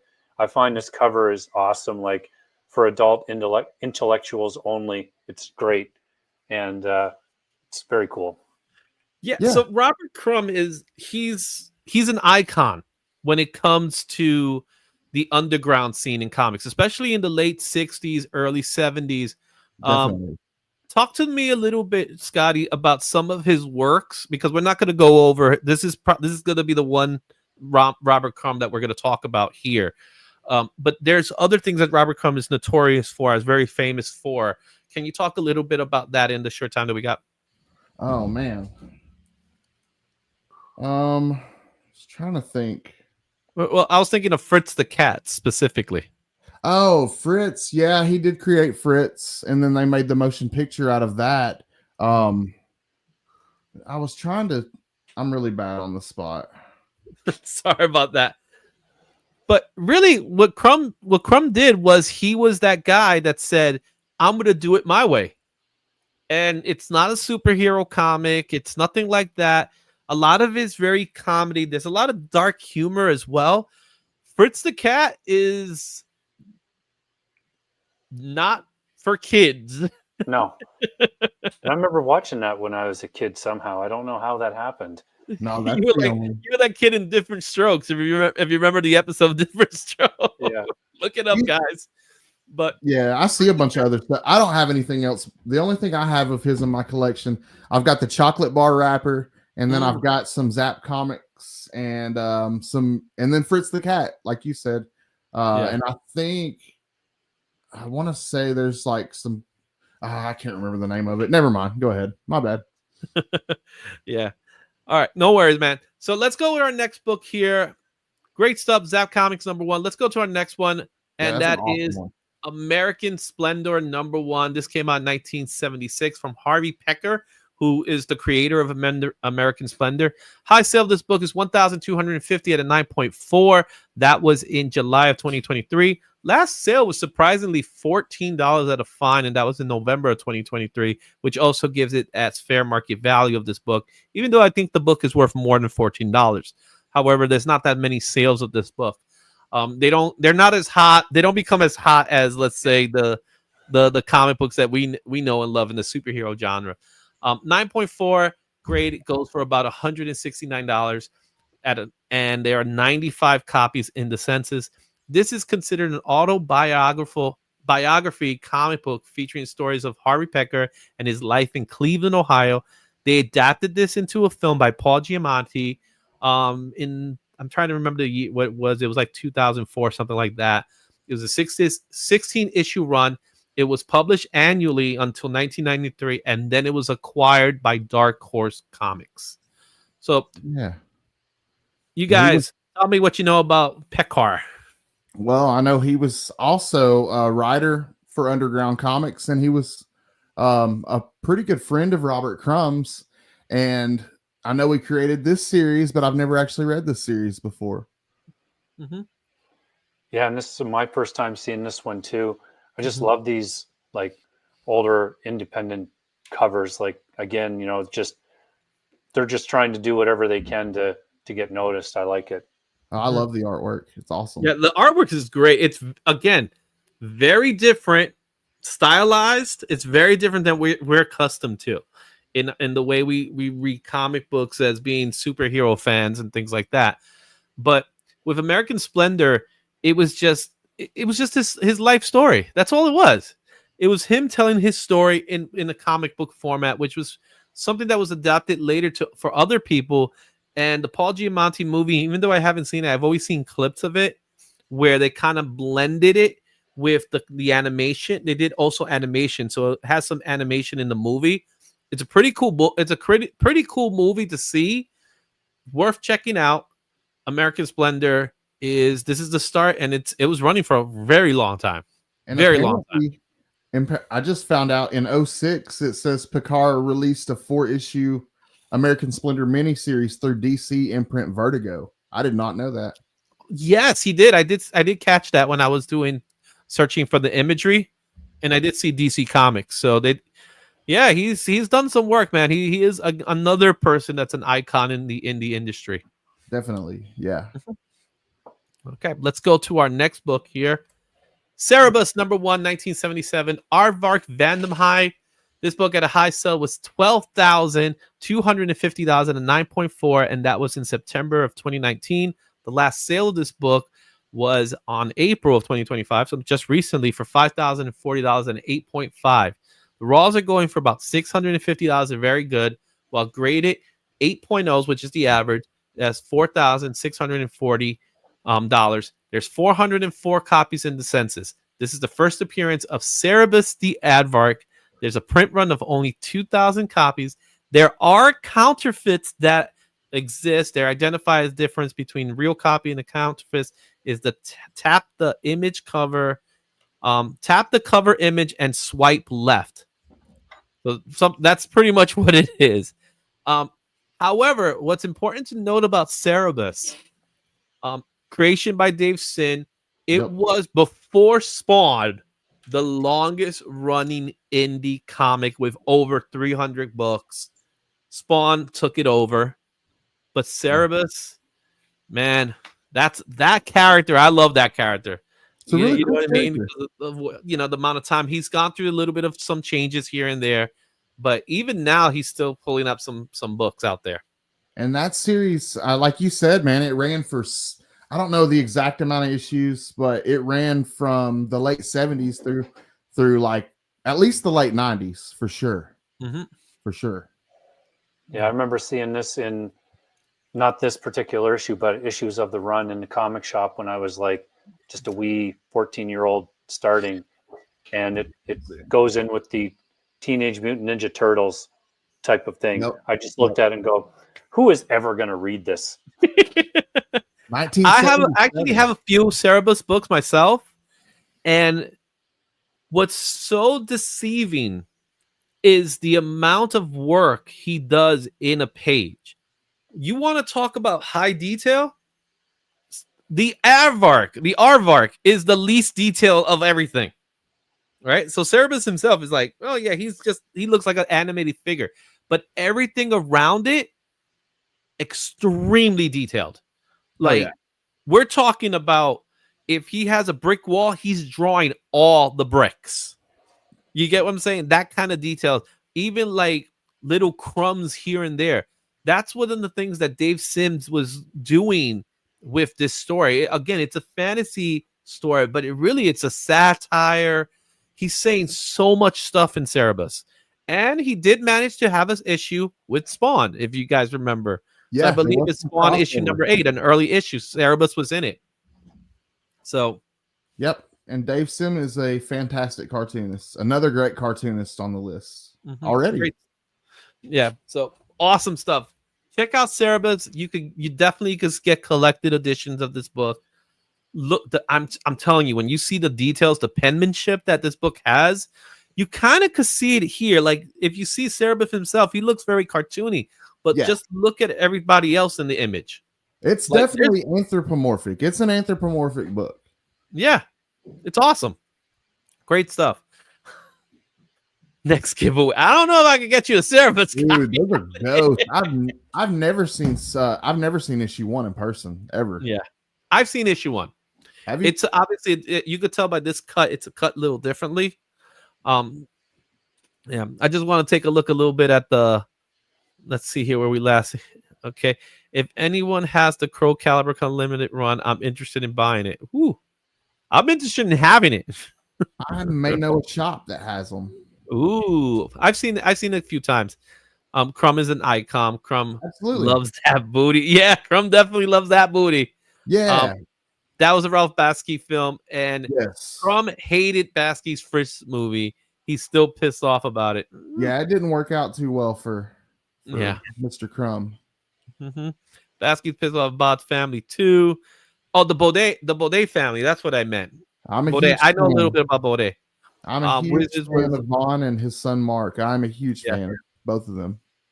As you can see, I'm wearing the hoodie.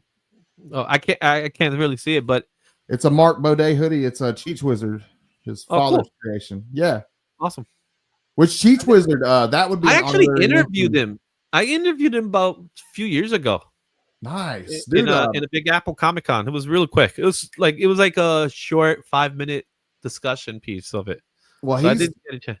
He is a graffiti legend, and that would be like an honorable mention for me for this list. If Cheech Wizard is somehow not on here, that's my honorable mention. That's your honorable mention. Cool. Yeah.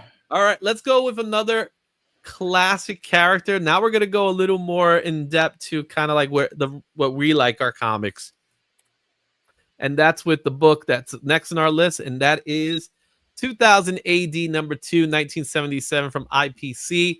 High sale of this book is at $22,800. That was September of 2022. Last sale of this book was $5,520 and 9.0 in April. The raws are going for $2,226 at a fine, while 6.5s are going for $1,508. There's currently 114 copies in the census. First appearance of Judge Dredd includes a sheet of Biotronic stickers meant to be affixated to one skin to have the appearance of a cyborg. So this is the first full appearance of Judge Dredd. the issue number 1, you Yeah. got the first clip of Judge Dredd. So what you see there next week, meet Judge Dredd. That is the first appearance, but let's be honest, it's an advertisement. So it doesn't, I'm not going to count it. It's Right. not the same as, Gambit's first appearance or Venom's.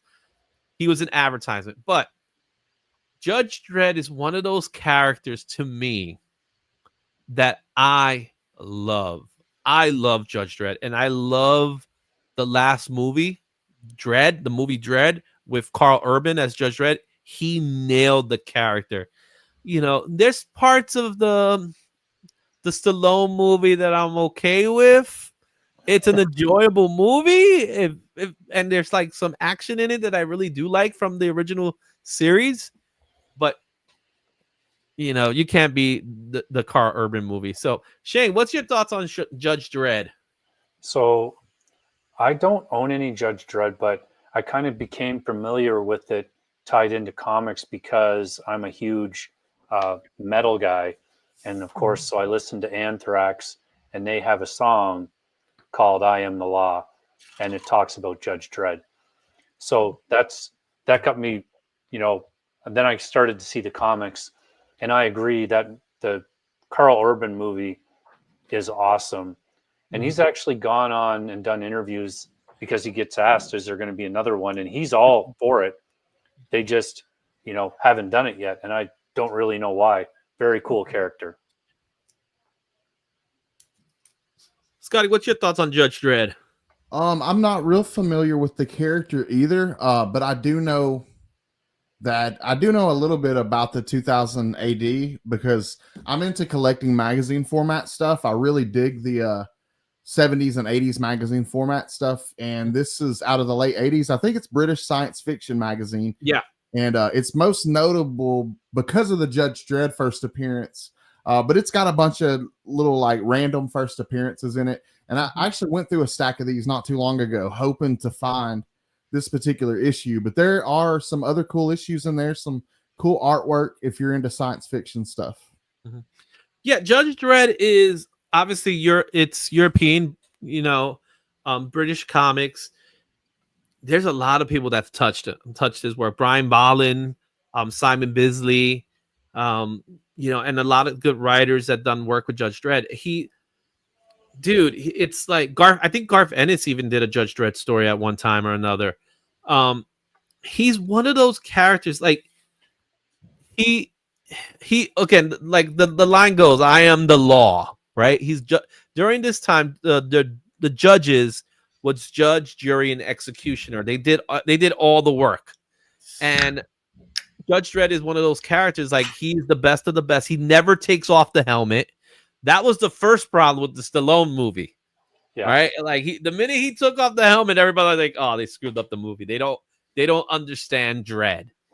Oh, and one of the things that makes Dredd so cool is his supporting cast. Judge Anderson, she's great, but also the villains, man. Judge Dredd has some great villains. Judge Death is scary as hell. You know what I mean? That counts for a lot too. Having a cool rogues gallery counts for an awful lot. Because I was always really into Dick Tracy because he had a really cool rogues gallery. So if you've never seen the Judge Dredd comic books, go pick it up. They are violent. If you want to see the movie, I suggest watch Dredd, not Judge Dredd, watch Dredd. And the reason why they never made a sequel is it didn't perform well. Because it wasn't really advertised. It came out on my birthday. I remember that. I went to see it. It's kind of a low budgety movie, but it has the same feelings of like RoboCop. So if you like RoboCop, you're gonna like Dredd. It has that kind of, and it's Mega City 1. It's a giant building that's a city. Intense, dude. Watch it. I promise you're gonna like it. I know you're gonna like it, Scotty. I guarantee you're gonna like it. Hell yeah. Right? I probably would. Mm-hmm. Judge Dredd made 2000 AD successful. Yeah. Gambit's first appearance wasn't an ad. Sorry, I didn't say that. I'm saying Judge Dredd's first appearance was an ad. What's up? Rich is saying, "What's up? Obey the law." Bisley judgment on Gotham. That's the Judge Dredd, Batman. Pick that up. The artwork is beautiful. I have a copy. I wanted to send that one out to CGC, but my copy's not that good. So I didn't do it. Balin is a legend when it comes to it. And yeah, Carl Urban nailed it. He nailed it. So there you have it. Judge Dredd AD. It is 2000 AD. Go to number 2. That's that one. Let's go to our next one. Our next one is Fantasy Quarterly featuring Elf Quest number 1. This came out in 1978 for Independent Publishing Syndicate. High sale of this book was $2,395 and a 9.8. That was in November of 2023. Last sale of this book was $160 at a fine. That was just this week. Raws are going for $250, very fines, while graded copies you get for like $350. There are currently 632 copies in the census, and this is the first appearance of ElfQuest. And yes, there is discussion of an animated series in development. That was back in 2024. ElfQuest has a following, and it has a big following. I'm going to start with you, Shane. What can you tell me about ElfQuest that you're familiar with? So I'm not familiar with this, the independent publisher syndicate run, but I'm more familiar with the Aircell run because it was, again, going to the comic shop when those were coming out, and the comic shop basically saying, hey, this company is actually in Canada. I'd be like, oh, well, I'll buy it then. So I have most of the Aircell run of all their books, actually, pretty much. But ElfQuest, yeah, it was very unique looking art, especially if you got the ones that were colored instead of the black and white. They look great, and I'd love to see a movie of it or a show for sure. Yeah. Scotty, you got anything on ElfQuest?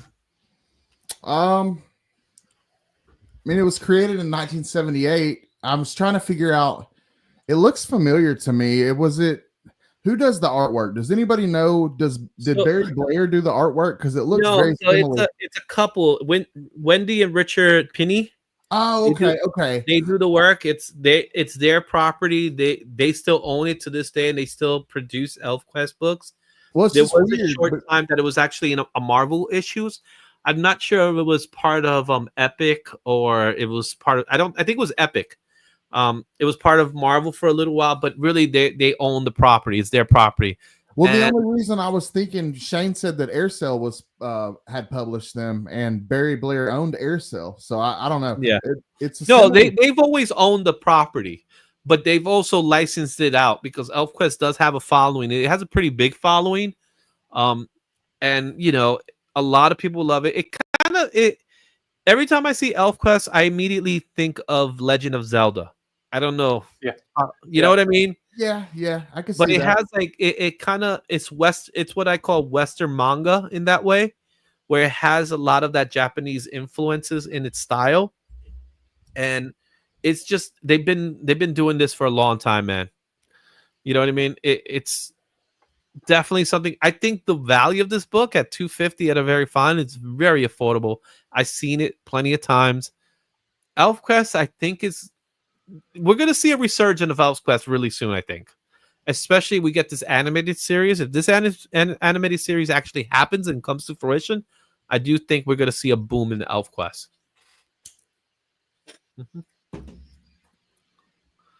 All right. Let's move on to our next book that's actually a bit of a rarity. Raw number 2. This is the graphic magazine for damn intellectuals. This book came out in 1980. It's a magazine for Raw Books graphics. This is only in Raw copy. I did not find any books in the census. $570 Raw was the high sale, and that was in February of 2022. Last sale, this book was $350 at a no grade. $375 for a very fine is what the Raws are going for.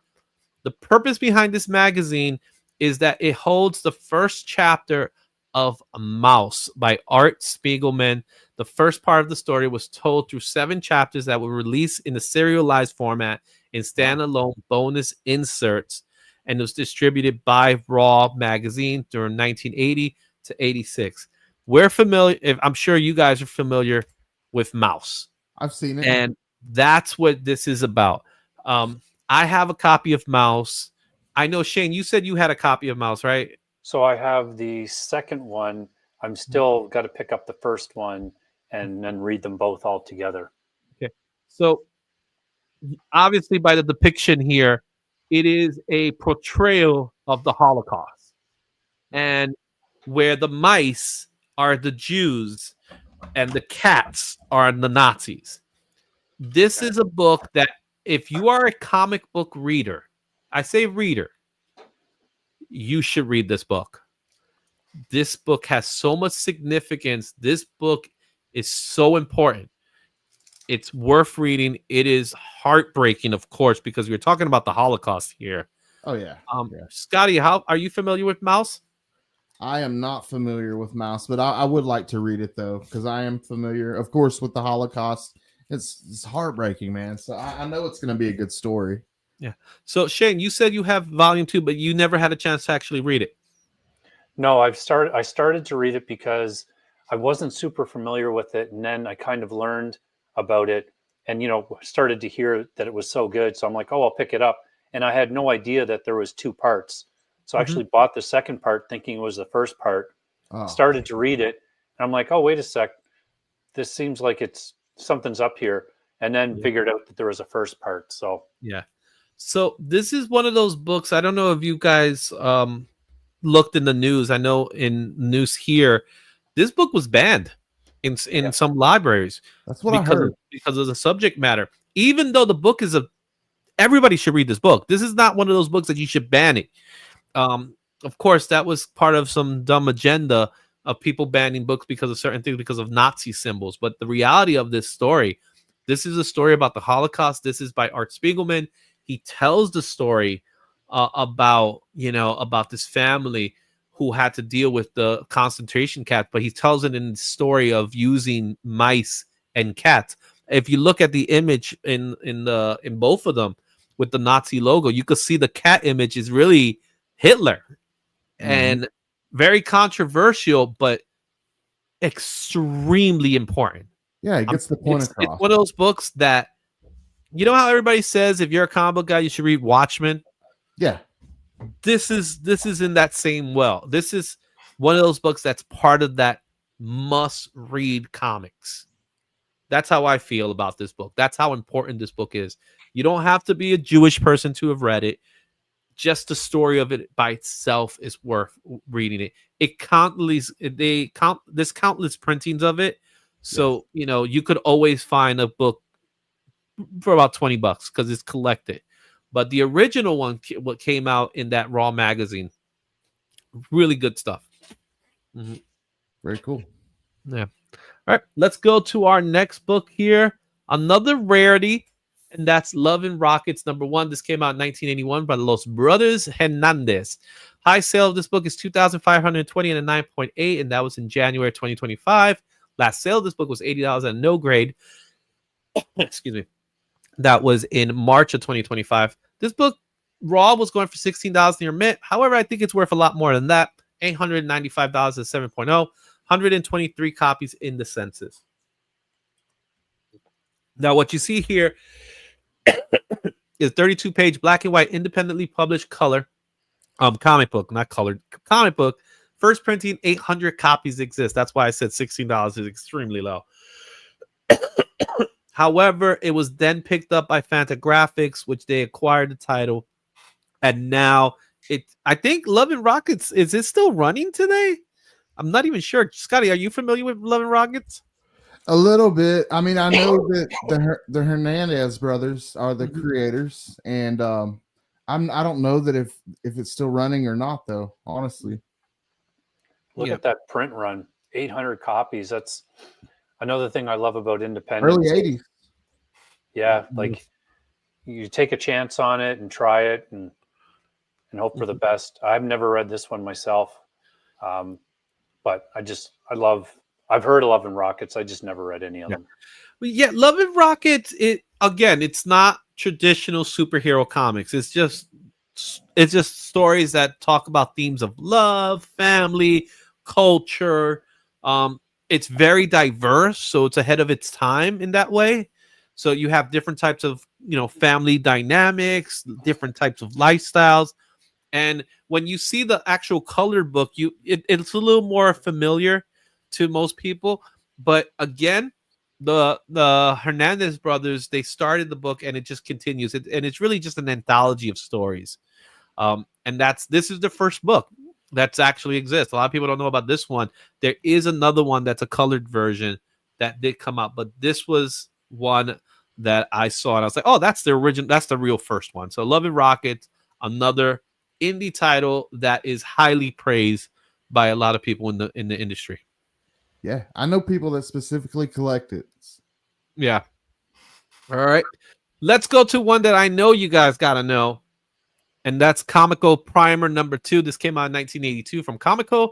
A high sale of this book is 6,609.8, and that was in March of 2022. Last sale of this book was $750.09.4, and that was in March of this year. Raws are going for $340, while graded copies sell for about $811. There's currently 947 copies. This is the first appearance of Grendel Rose Hunter Rose. First appearance of Argent the Wolf, Matt Wagner creation, Grendel. It's just one of those books, man. I put it in the same vein as pretty much The Crow in my mind. That's how I look at this book.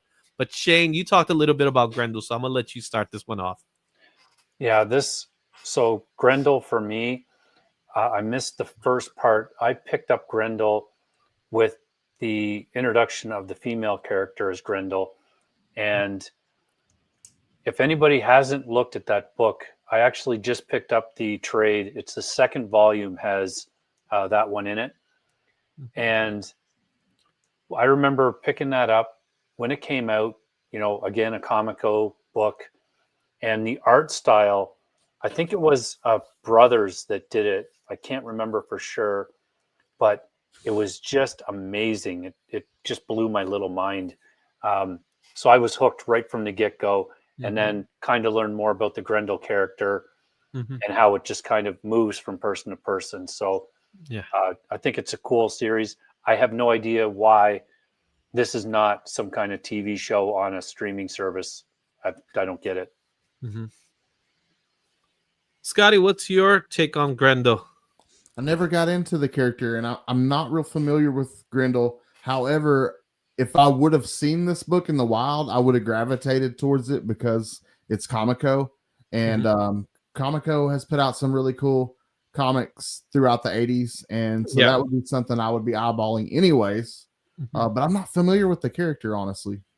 So Grendel is a creation of Matt Wagner, and he created this character, but I utilize the Crow as an example because it's very similar to the Crow in the senses that Grendel is a character that moves on. It's a mantle. So there's a female Grendel. There's other types of Grendels that come within the story. So it's a big part of it. It's crazy violent as well. It could be crazy violent, even though the imagery we're seeing right here looks a little more cartoony. Yeah, but Matt Wagner's style, it's amazing what he's done. And you may be familiar with Mage. That's another one of his properties that he's big on. But I think Grendel's just a little bit more important. And to your answer on why we haven't seen Grendel in some kind of live action or animated, it has been tried. I don't think it ever came into fruition. That's the whole thing. It's one of those option picks. However, we can eventually see Grendel come out in some kind of production of some way, whether it's animated. I think it lends more towards a live action environment because you got you could get the guys that done John Wick and they could do Grendel perfectly. You know what I mean? It's that kind of stuff.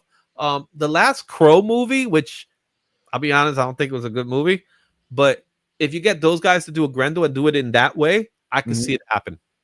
Yeah. Okay. Now I'm going to go with something that I think everybody knows.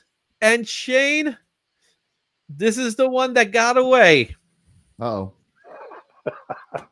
What do we got? Oh no. The Teenage Mutant Ninja Turtles #1, 1984 from Mirage Studios. The high sale of this book was $245,000 at a 9.8 September 2021. The last sale of this book, would you believe it, was $100 at a no grade? That guy got a huge deal. Oh my god. The Raws are going for $12,955 fine. 8.5 seems to be the average at $13,205. The census is actually kind of high in my impression, especially for the first print run. 1,316 copies. Of course, it's the first appearance of Donatello, Leonardo, Raphael, Michelangelo, Splinter, and it's the first appearance and the death of Shredder.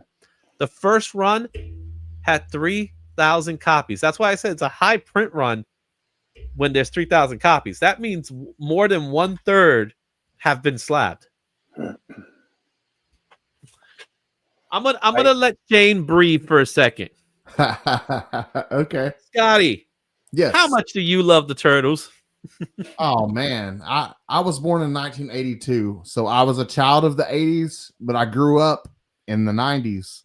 The Turtles were big throughout both, obviously. So the Turtles have been present in my life. I was more honestly familiar with the Saturday morning version of the TMNT, like the action figures and stuff like that growing up. But then in adulthood, getting back into comics, I really appreciate the Mirage stuff, the older stuff. And man, it's fantastic. It's got to be here on this list. It absolutely has to be up towards the top of this list, actually. But yeah, fantastic. It's probably the most expensive of the bunch. I can't all the books that we have here, this is probably going to be the most expensive out of all of them. I mean, and the impact on pop culture, man. The Teenage Mutant Ninja Turtles have had a massive impact on my life and so many other people's lives. Yeah. All right, Shane, go ahead. Tell us about your Turtles. So I've said this before, and I'll say it for people that might have missed it. I was collecting at this time. I was in comic shops. I was very fortunate. Always had a comic shop that me and my friend that got me into comics went to. And I remember being in the store when this came out. And I remember seeing, like, the new comics are in the rack. There was, 20 of them or however many. And I just remember picking it up, looking at it and going, who on earth is going to buy comics about turtles? Turtles that are ninjas? Never. Put it back, and then I just keep getting reminded of it when I see it in these lists. Oh man. $245,000. I'm sorry, bro. I'm sorry to be torturing you this way. Look at his face. The other thing is that, like, when I was buying then, like, bags and boards were a thing. Like, I would have had it in a bag and a board. Like, yeah. Oh my God. I'm just saying, man. I never, like I said, I've told you this as well, Shane. I never had I was never able to grab a Turtles book. I was already moving from being a kid to being a teenager. So I did watch the cartoons. I enjoyed the cartoons for what they were. I do recognize the Turtles from middle school because I had a friend who really liked it, and he drew an image of one of the Turtles. I think he drew Raphael, to be honest. And that was my first exposure to the Turtles, and in this style too, the Eastman style.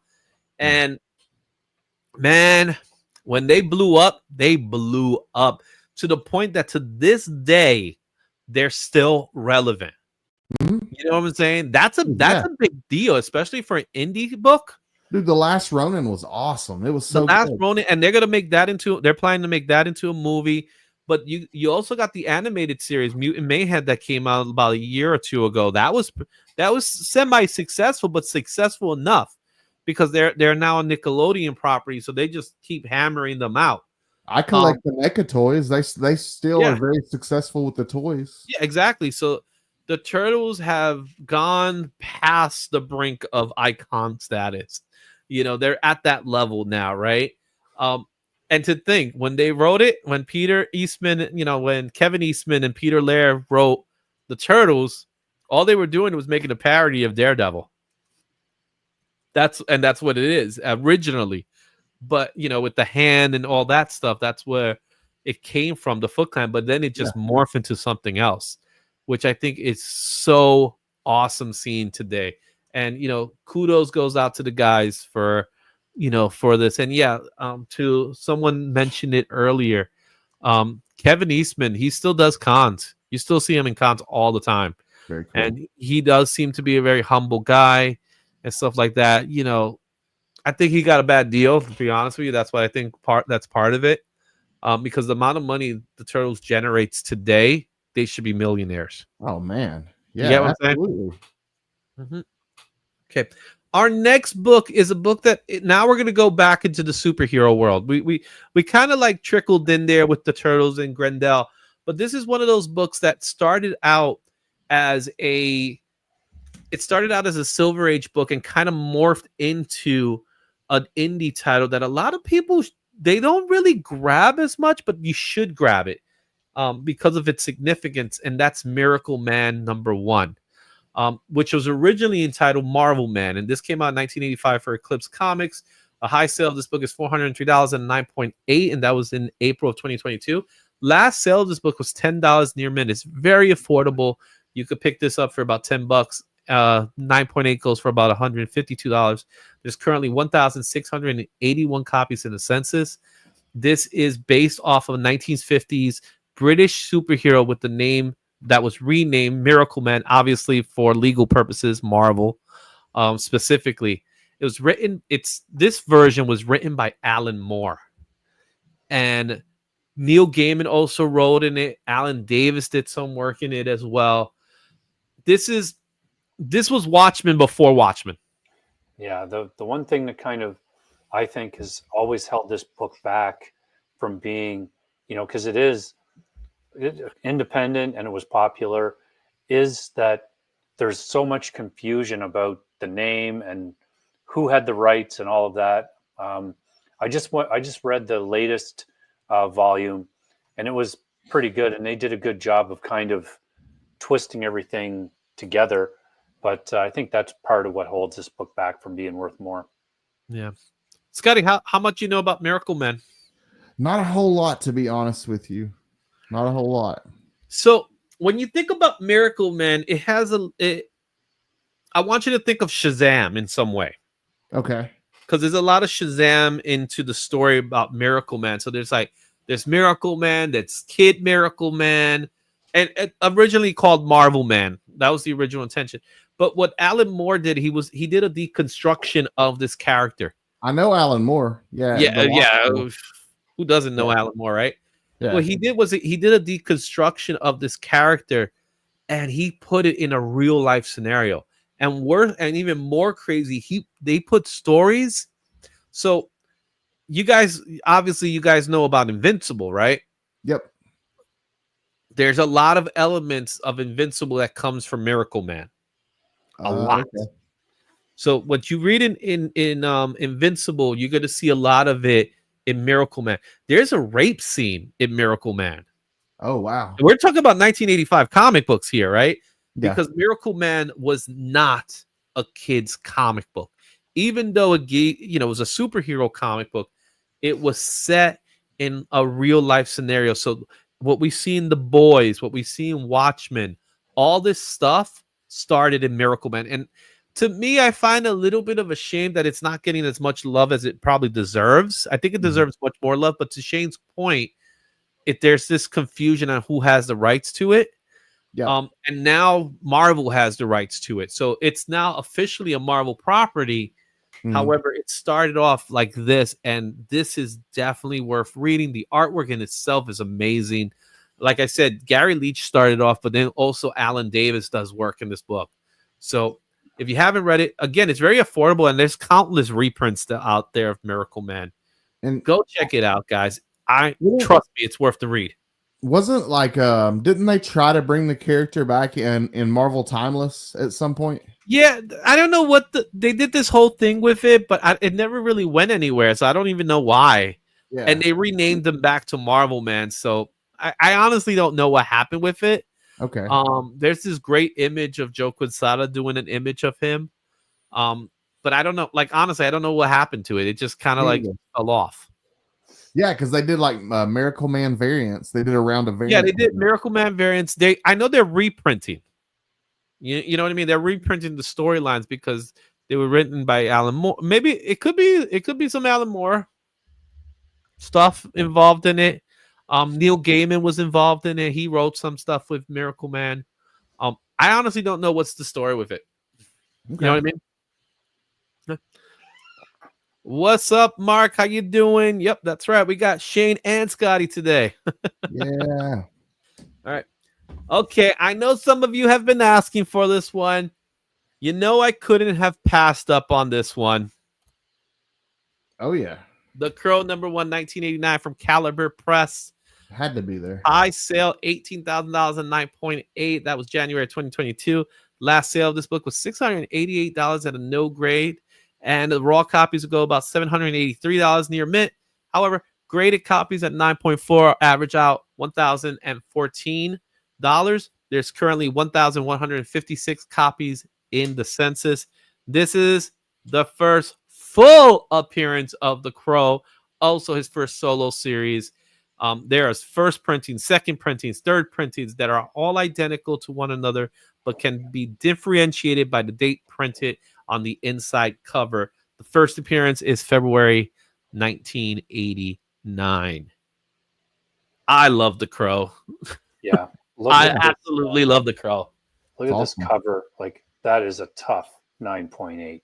James O'Barr. Yeah, tell me about it. February 1989. Mm-hmm. I have yet to see a crisp copy of this book. I bet it's tough to find crispy. It was a black and white book, so the paper quality was pretty crummy. The blacks turned brown. So even this image is it's not like a solid black, but damn, it's good.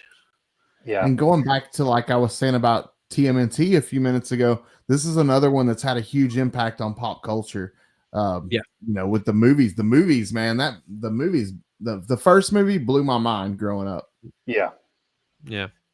Yeah, for sure. And then last year, I was at the Comic-Con. And I'm just walking around. I think I've told you this, Izzy. Yeah, you told me. Just walking around. I walk into a random, booth, and there's O'Barr standing there, like Nice. flipping through the long boxes, and I'm like, I do the double take. Like, is that? No. And I look, and he sees me looking at him. He's like, "Hey, how you doing?" I'm like, "What are you doing over here, man?" And he's just like, "Oh, just looking for some issues." And I'm like, "Wow, that's awesome!" Like, because I'm in Niagara Falls, Canada, for anybody that doesn't know. Yep. So I was just kind of like, "Thanks so much for coming to the falls. Like, really appreciate it. Like, thanks so much. Like, I hope you had a great time." And just kind of left it at that because I didn't want to, I don't like to infringe on people, and he was doing his thing, but just a totally like down to earth dude, just walking around, but like standing beside him, even like knowing that he's responsible for, like Scotty says, all this cultural, phenomenon is amazing. Yeah, Absolutely. So the Crow. Here's the funny thing about Crow, and I'm going to talk a little bit about James O'Barr, because back in 1990, I was actually going to conventions. I was going to conventions as early as 1990, and I came across James O'Barr plenty of times because he was always in the New York area, right? Even now, he's scheduled to be in some conventions as well, some local conventions here. So you always get a chance to. I always had a chance to see him. And the Crow comic book, this particular comic book and the series, has always been accessible to me, right? However, I never picked them up at that time because, it was what it was. It wasn't what it is today. I'm like you, Shane. This is my Teenage Mutant Ninja Turtles, where it was in front of me. I personally love the Crow. I love the movie.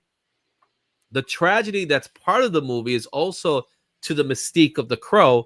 Because if you know the story of James O'Barr, if you never heard the story of James O'Barr, it is tragic. It is a downright tragic story, his real life story. And he utilized this story to it's kind of almost a biography in a way of his life. In a way, it's obviously not exactly, but it is. He has raw emotion in that book. And if you ever get a chance to just look up stories about James O'Barr and his life and what he went through, you'll see how the Crow mirrors it. Because before the Crow movie, I think it was his girlfriend or something like that. If I'm not mistaken, you guys in the chat will know if you guys remember. There was a death to his loved one, and she died, and it destroyed him, got into drugs and alcohol and all that stuff. And he was writing this story. He was able to sell, the comic book for Caliber to do the story. And the story just, it didn't blow up, but it was, it kind of stood like, it had like this cult following to it. You know what I mean? There was a cult following to The Crow before the movie. So when the word got out that Brandon Lee was going to make the movie, everybody was like, oh, this is awesome. Because it was at a good time to make adult comic book movies. RoboCop was out already and things like that. So they went ahead, they made the movie, they were making the movie. And towards the middle of the movie, obviously, if you don't know, there was an accident. There was a gun that was supposed to have blanks. The actor, obviously unwillfully killed Brandon Lee in one of those scenes. And then, of course, he died. That distraughted O'Barr. That destroyed him because he became very close friends with Brandon. And it was like, another person in my life is dead. You know what I mean? So yeah, it was the time he actually hated the Crow as a result of all this. And it's just stood the test of time. The movie came out. They managed to do it. They got the stunt double to do some scenes in which they'll do. This is like early CGI. If you watch the movie today, you'll probably catch them. You'll catch some of the scenes of it. But yeah, there's this whole tragedy around this movie, around his story. So get a chance. There's a YouTuber by the name of Matt with 3 T's. He has a great story of the Crow, and James O'Barr. But before I leave, I know somebody mentioned Dead Souls by 9 Inch Nails. I love me some 9 Inch Nails, but I absolutely love this soundtrack. It's to me is the greatest. Oh, it's soundtrack fantastic. ever. Yeah, it was one of there were some great 90s, great soundtracks to come out of the 90s, and this was definitely one of them. This is to me is number one. 9 Inch Nails, Dead Souls. I love The Cure, Burn. You got Rollins Band. You got Stone Temple Pilots with Big Empty. Yep. My Life with Thrill Kill Cult. So if you're like into industrial rock, this is the album for you. Oh yeah, man, for sure. So awesome. I love it. I hear it every so often. Every so often I'm like, it's time to listen to some Crow. I mean, it would teleport you straight back to the 90s. Yeah, for sure. And then when you watch the movie and you hear the music with the movie, it's like watching a music video in a movie and stuff like that. So awesome stuff, man. Really good stuff. Yep. All right. Our next book is a little more lighthearted, but it's also very important because it's Bone, number one, 1991 cartoon books. High sale of this book is $15,000 at 9.8. That was September of 2023. Last sale of this book was $5 at a no grade.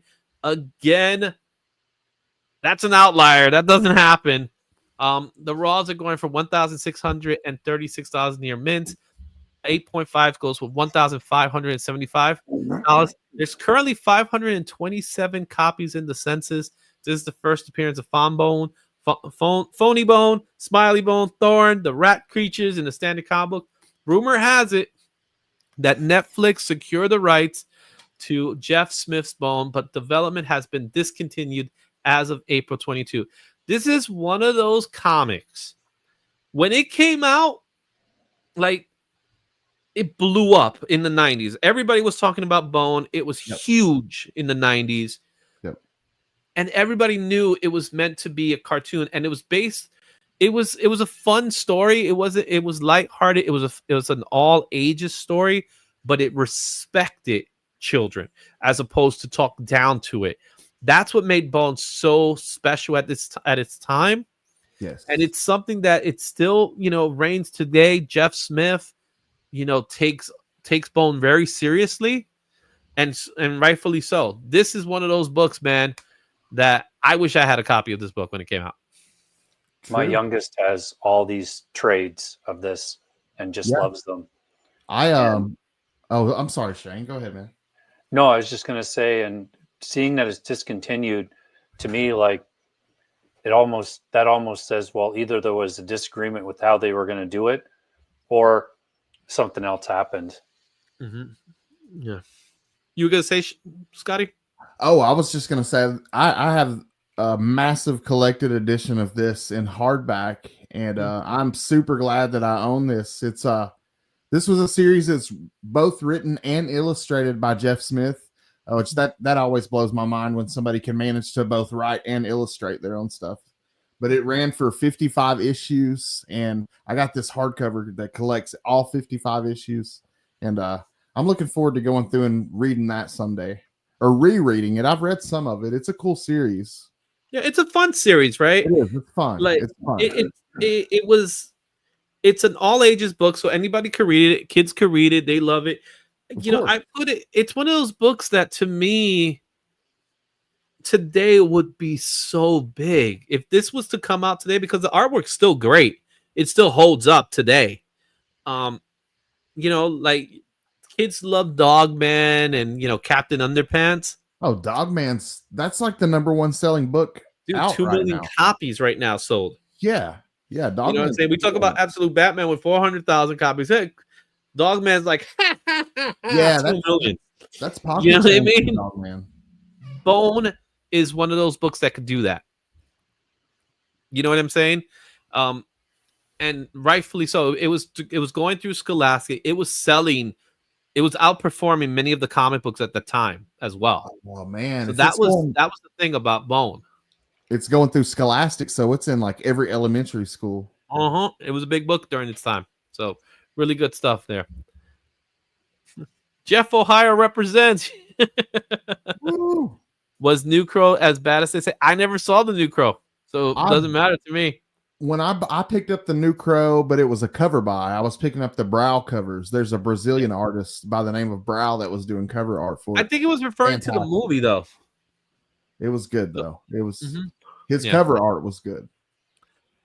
How about Mary Miracle? Anybody knows anything about Mary Miracle? I'm not familiar with Mary Miracle, Mark. No. So I'm going to have to pass on that one. Okay, let's move on to another classic that we all know. Who doesn't like crime noir? And it all starts. Dark Horse present the 5th anniversary special. Came out in 1991 for Dark Horse Comics. High sell is $622.09.8. That was in July of 2021. Last sale of this book was $34 at a no grade. The raws are going for about $25 near mint. 9.6 are the average for $198. There's 291 copies in the census. This is the first Sin City story, first appearance of Marv. This is when Frank Miller was at his best. Let's just say that much. Yeah. Like, has there been like a better kind of movie translation? That movie is amazing, and all the characters are great. And you're right, like, Frank was firing on all cylinders then. Mm-hmm. I don't know much about the specific issue, to be honest with you, but the Dark Horse Presents, like, that's something when I see them in bargain bins, I always grab them out and look through them, because it was Dark Horse's flagship title for years until it ended. But it contained several first appearances of some really cool characters, Concrete being the main one. But always, if you see these in bargain bins, pick them up, go through them, because there's some cool little features in these books. Yeah, so with this one, like when I was looking up Sin City, I completely forgot that it was part of the anniversary special. It wasn't part of the standard book, so it's kind of like it's the annual.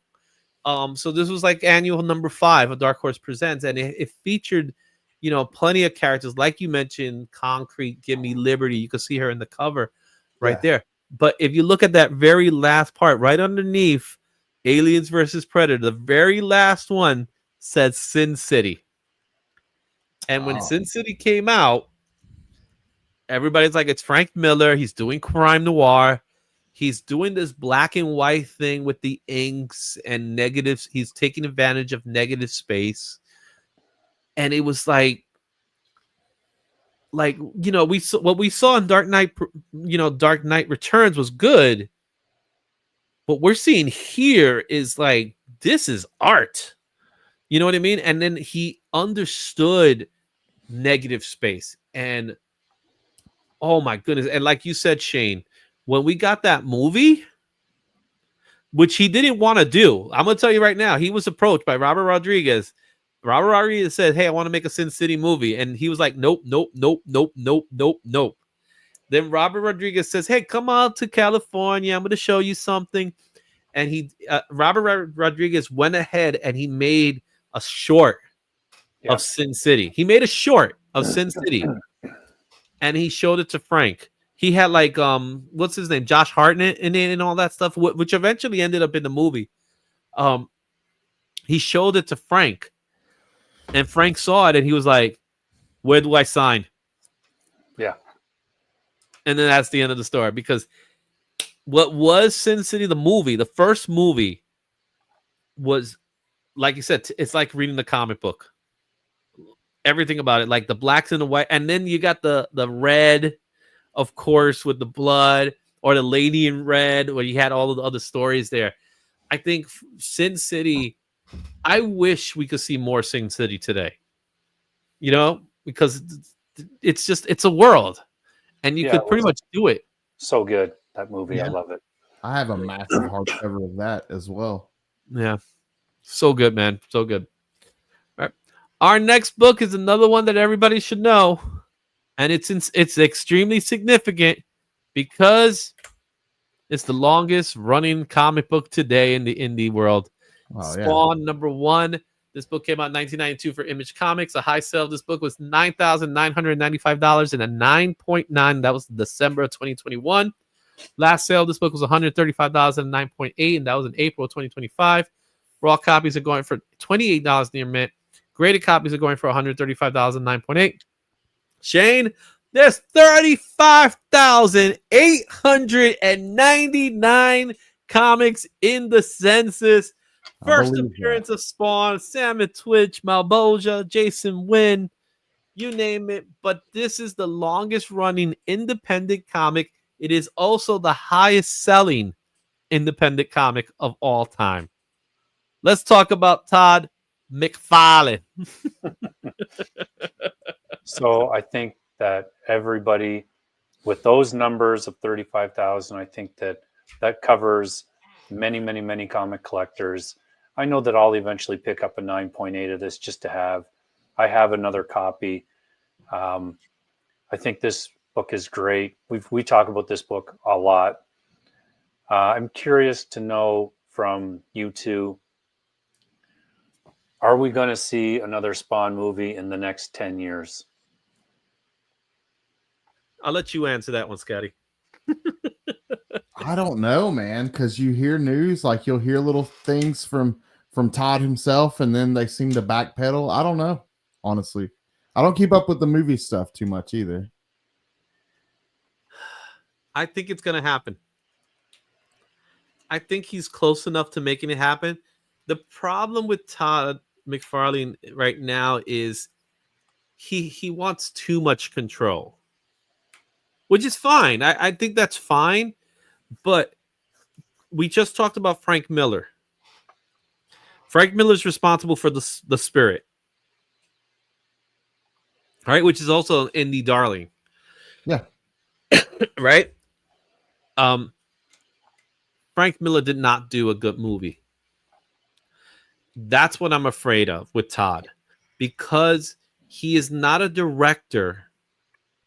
He won't know exactly what to do. He'll be a first-time director, and as a first, he could hit it out the park. I'm not gonna say he couldn't, but I don't think he could.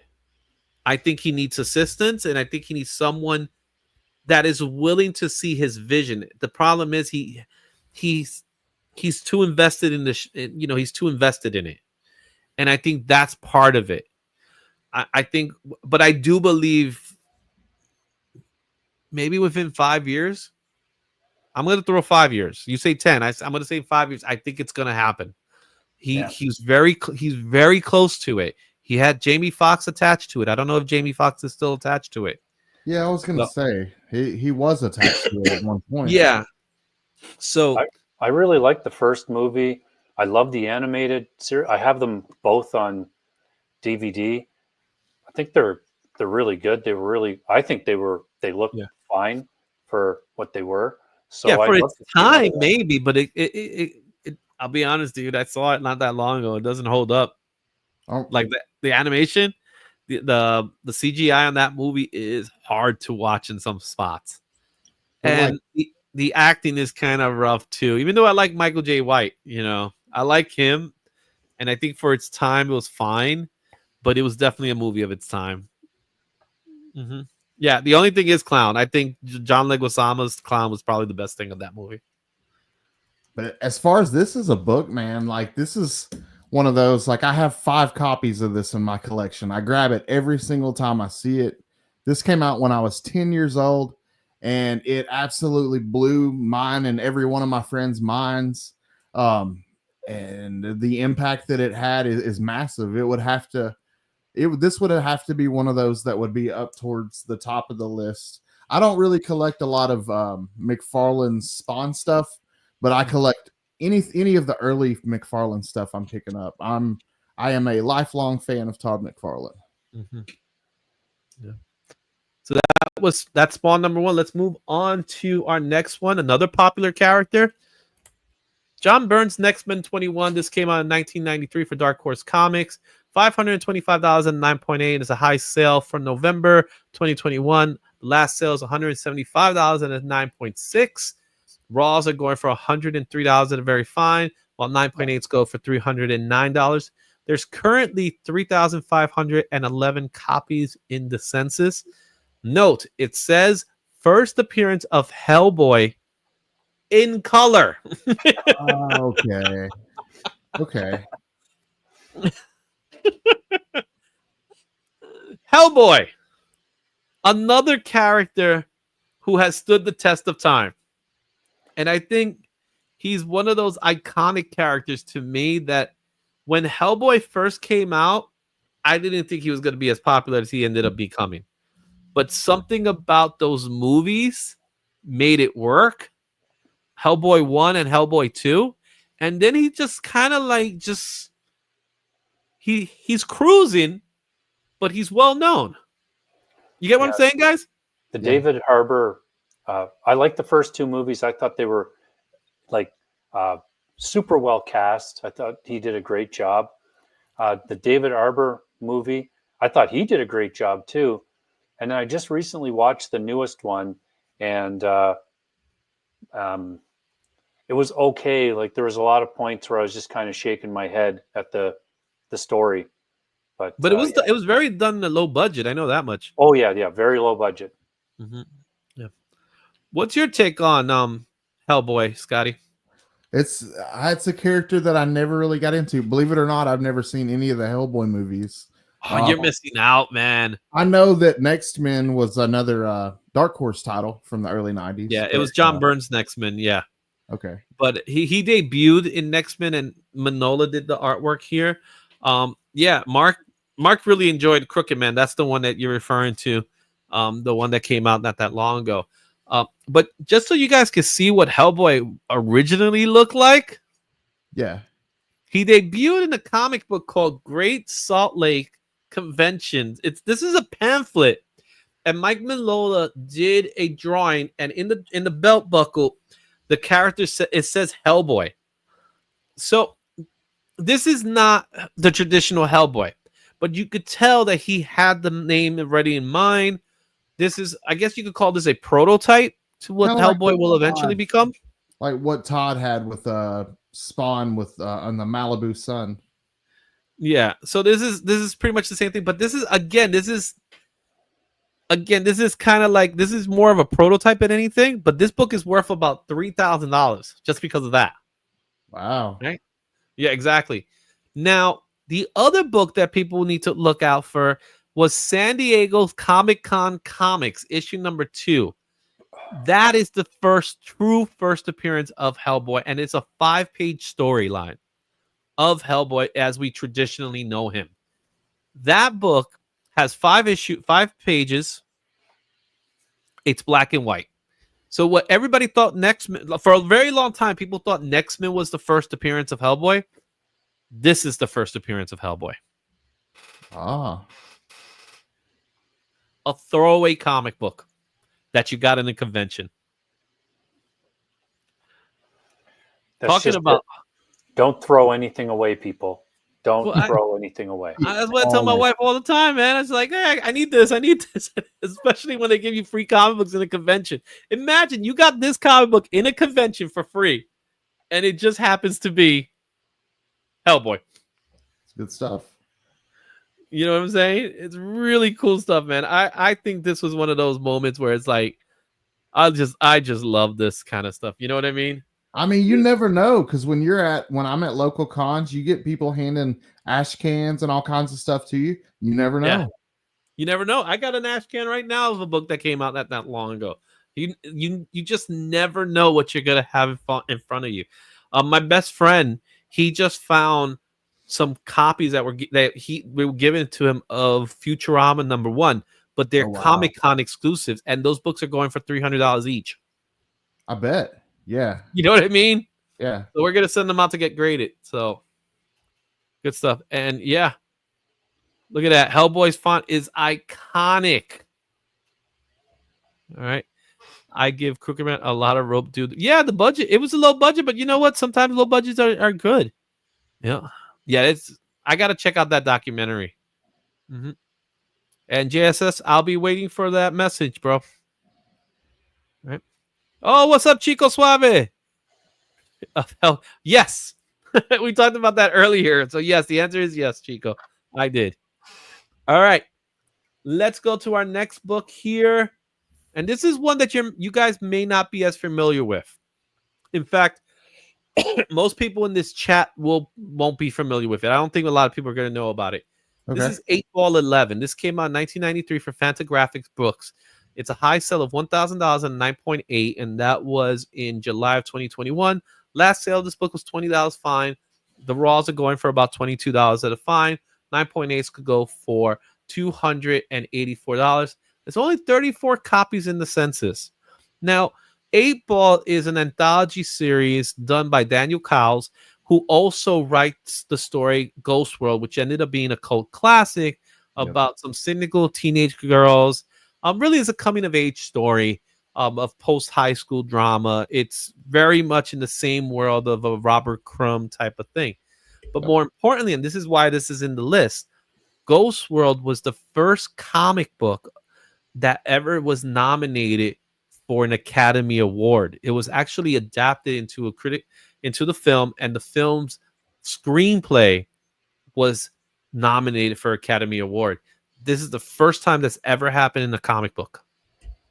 And it's Ghost World. Now, here's what's interesting about Ghost World. It was reprinted. And the movie also stars a young Scarlett Johansson. Nice. You can always spot her no matter what. Oh, yeah. Like, you can just tell from her face, even when she's that young. Mm-hmm. Tell me that's not cool, though. Yeah. It's pretty cool. You know? And the movie looks fun. It's one of those, it has kind of like a Kevin Smith type of vibe to it. But it's definitely worth checking out. It has Steve Buscemi in it as well. It's a funny movie. I got to see some clips of it today. I'm all for it. I've always knew about it, but I never, I forgot Scarlett Johansson was in it. but definitely worth checking out. You guys are not familiar with Ghost World, are you? No, but I'm familiar with 8 Ball. I actually have a few. That's right up my Oh, alley, man. I have a few issues of 8 Ball, and it's a really cool Fantagraphics comic. Yeah. See, maybe you have 11. If you have 11, then you got a good book in front of you. Possibly, man. I have several issues. Go check it out. And before I move on, I got to say something to Tate Prime. I don't hate you. I'm just disappointed.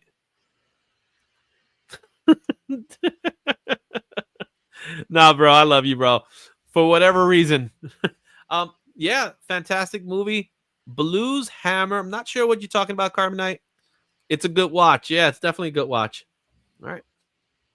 Ghost World is on Tubi in Canada. Oh, if you're Canadians, go watch Ghost World. Yeah, you should be able to watch it. I think it should be easily accessible. Dude, RoboForce is going to be on Tubi soon. That's going to be awesome. Yeah.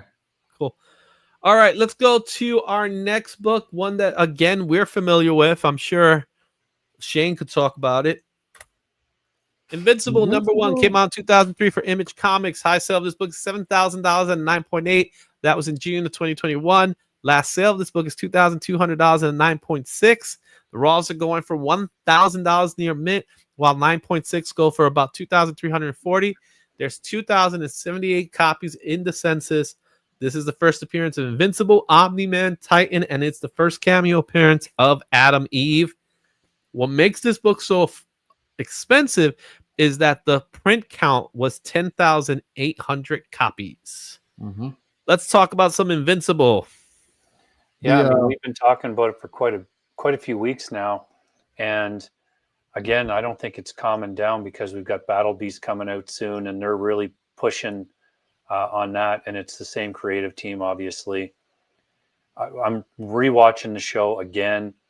I've never read the issues, but I'm working on getting all of the compendiums, because the single issues are just, that's not going to happen. But again, like we've talked about, classic, awesome story, relatable, adult content, just a really cool story. It started off as a really cool comic that didn't quite get the attention that it deserved. And so, like, you have these books that were in short print, and then the show was freaking awesome. And I feel like that built up the fan base. There was already a fan base, but like I felt like that built it up and had people going out after. Invincible has been hot for a while. It's gonna stay hot for a while. The issues are hard to find. People that have them aren't letting them go. Yeah. But it's already had a pretty big impact as far as like on pop culture and things like that. The season 1 was good. I haven't seen the second season. Is it out?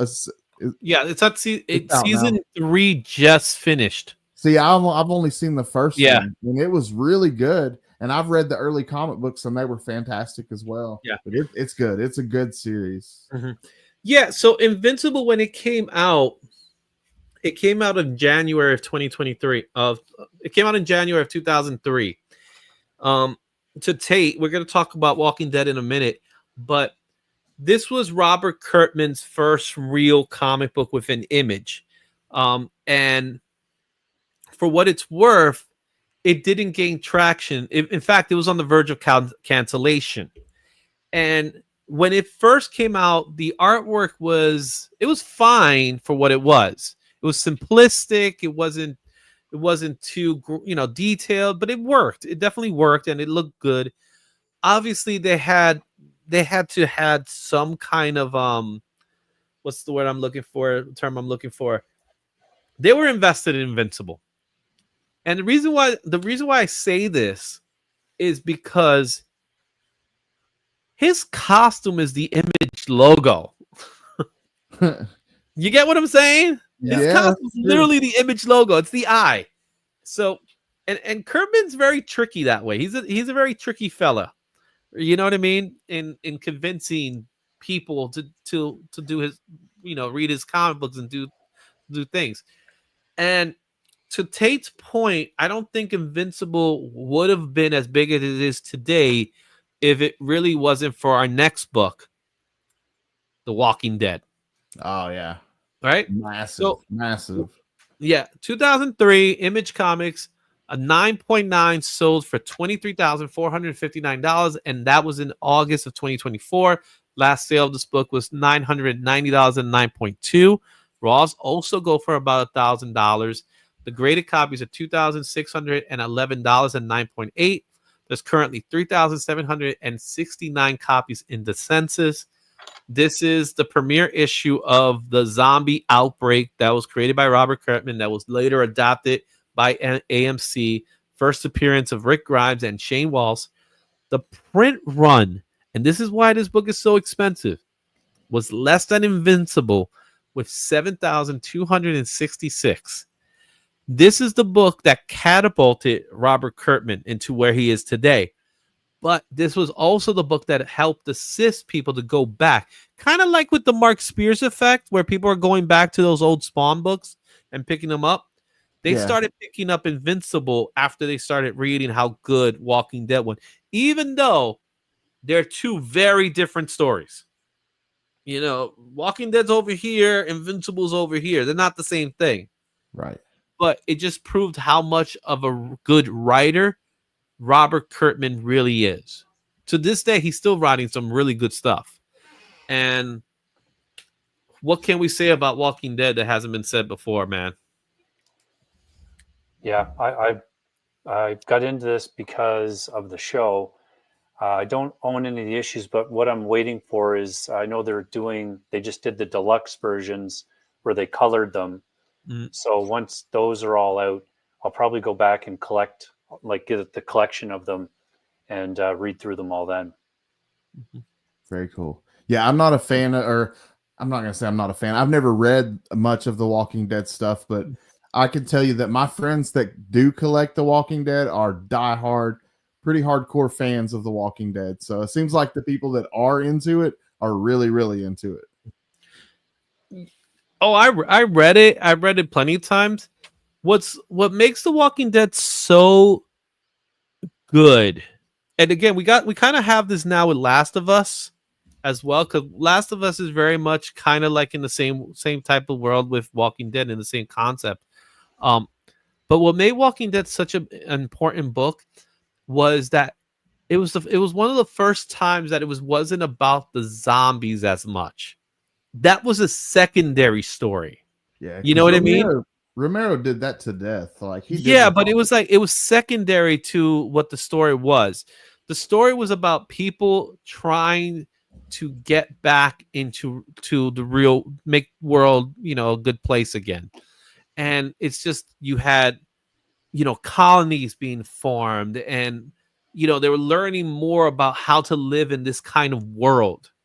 And the zombie part was like, okay, we need a zombie, something. The zombies need to do something.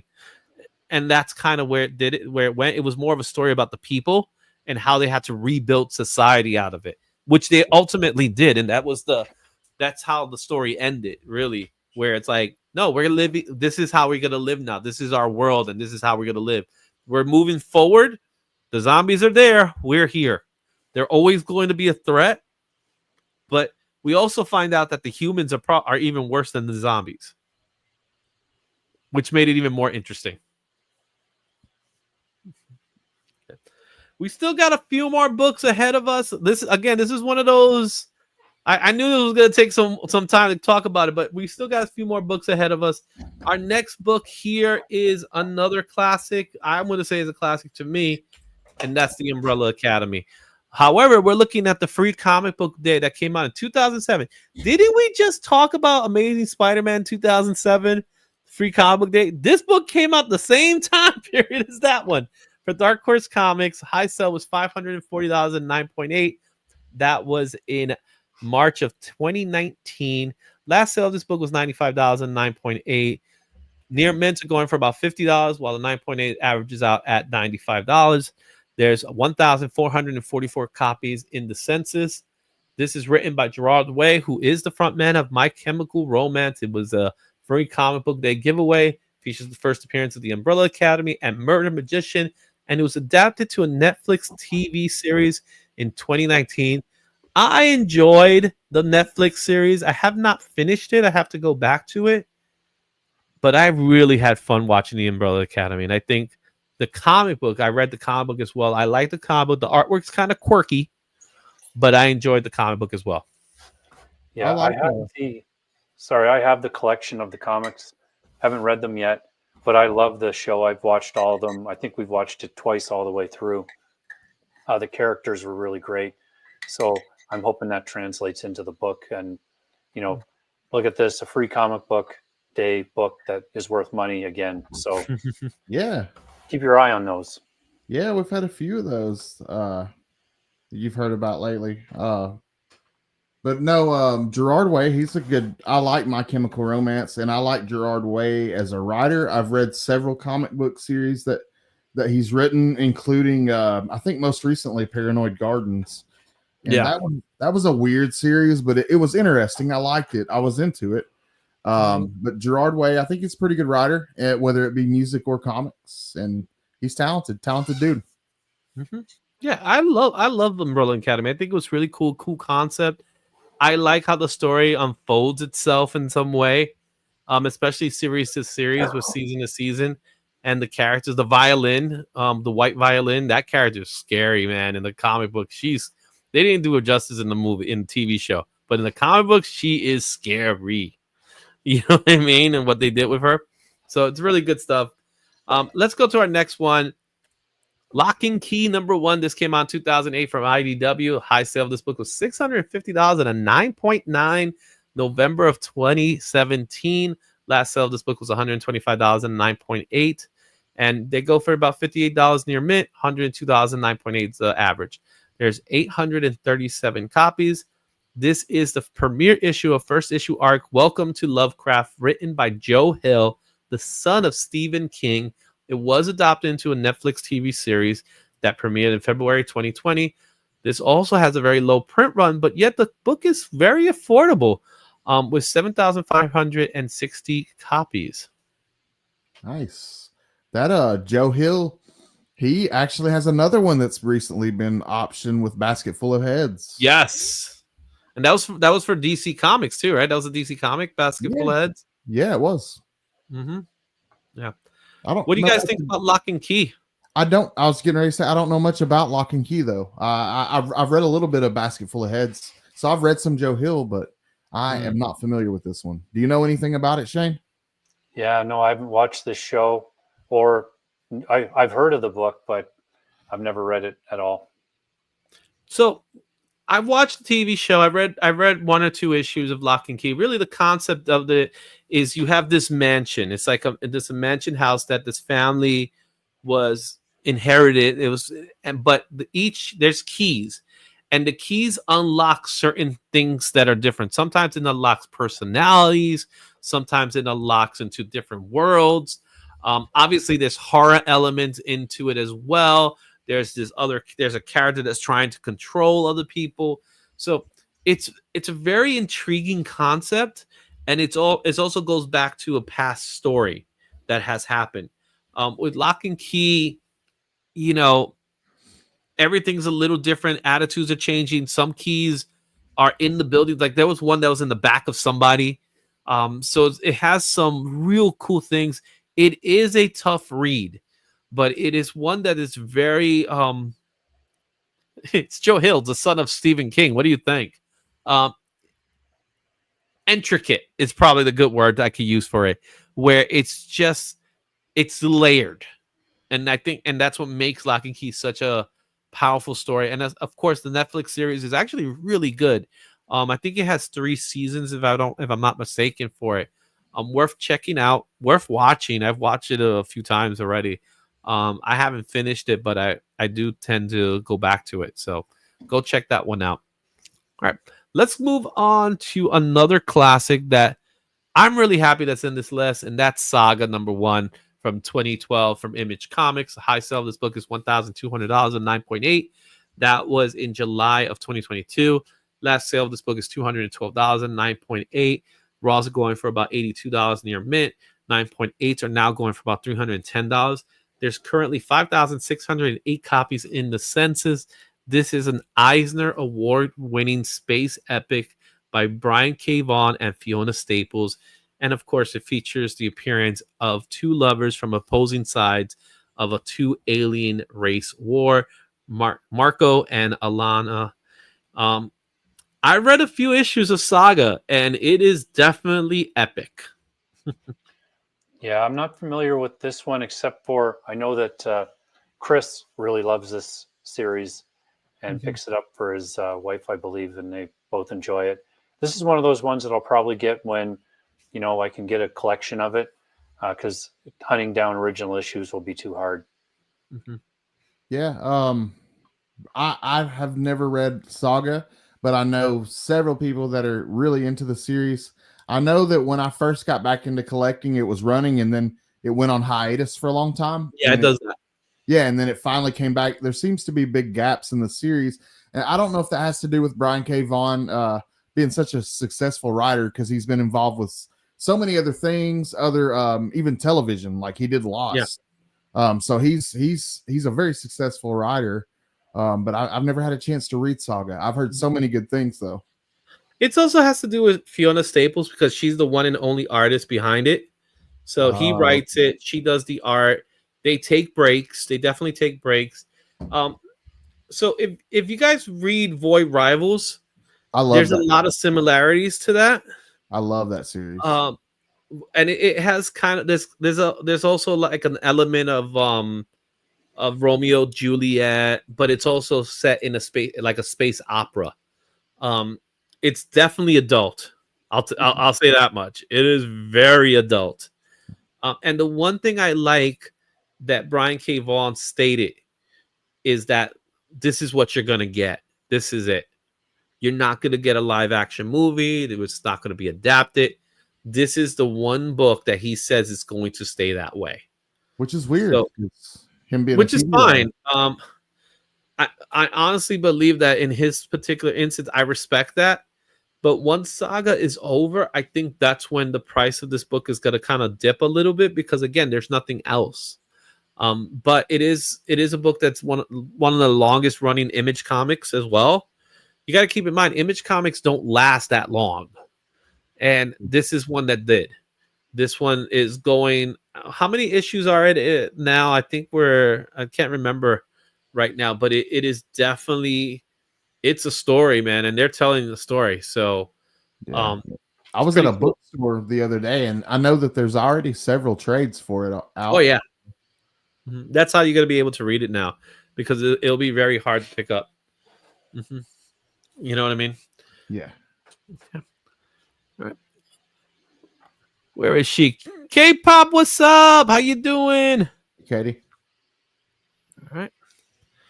Okay, let's go to our next book here, and it's another Brian K. Vaughan, Paper Girls. This book came out in 2015 for Image Comics. High sales $280 and 9.8. That was May of 2021.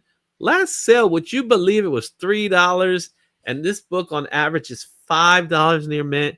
9.8 is going for $33. This book has 3,293 copies in the census. It's a group of girls that get caught in between two factions of time-traveling travelers at war with one another. It was also adapted into a live-action series by Amazon. Paper Girls is, I believe it's set in the 80s, so it has a little bit of a Stranger Things vibe to it, but with time travel. Yeah, it was good. I got a trade of it somewhere. Yeah, I got it over here on my bookshelf. It was a good series. It was another one from Brian K. Vaughan that I enjoyed. And did they ever end up adapting that, or did they abandon the idea? No, it happened. They did one season, but it was canceled. Oh, I never saw it. Okay. So yeah, to tape prime. There's no second season coming, unfortunately. Shows you how much TV I keep up with. Shane, you know anything about Paper Girls? No, I've never read it. I've heard of the title, but it's one of those ones that now that I know it's been adapted, I'll watch the first season, unless it ends on a cliffhanger, and I'm not going to watch it. You just go to the comic book. Yeah, exactly. Yeah, so it's one of those stories that people love the comic book. They enjoy the comic book, but it never really gained traction the way it did. It did become a TV series, so it gained enough traction that they made it into a TV series. But it just, I don't think it translated as well as they wanted it to. So it was eventually canceled, unfortunately.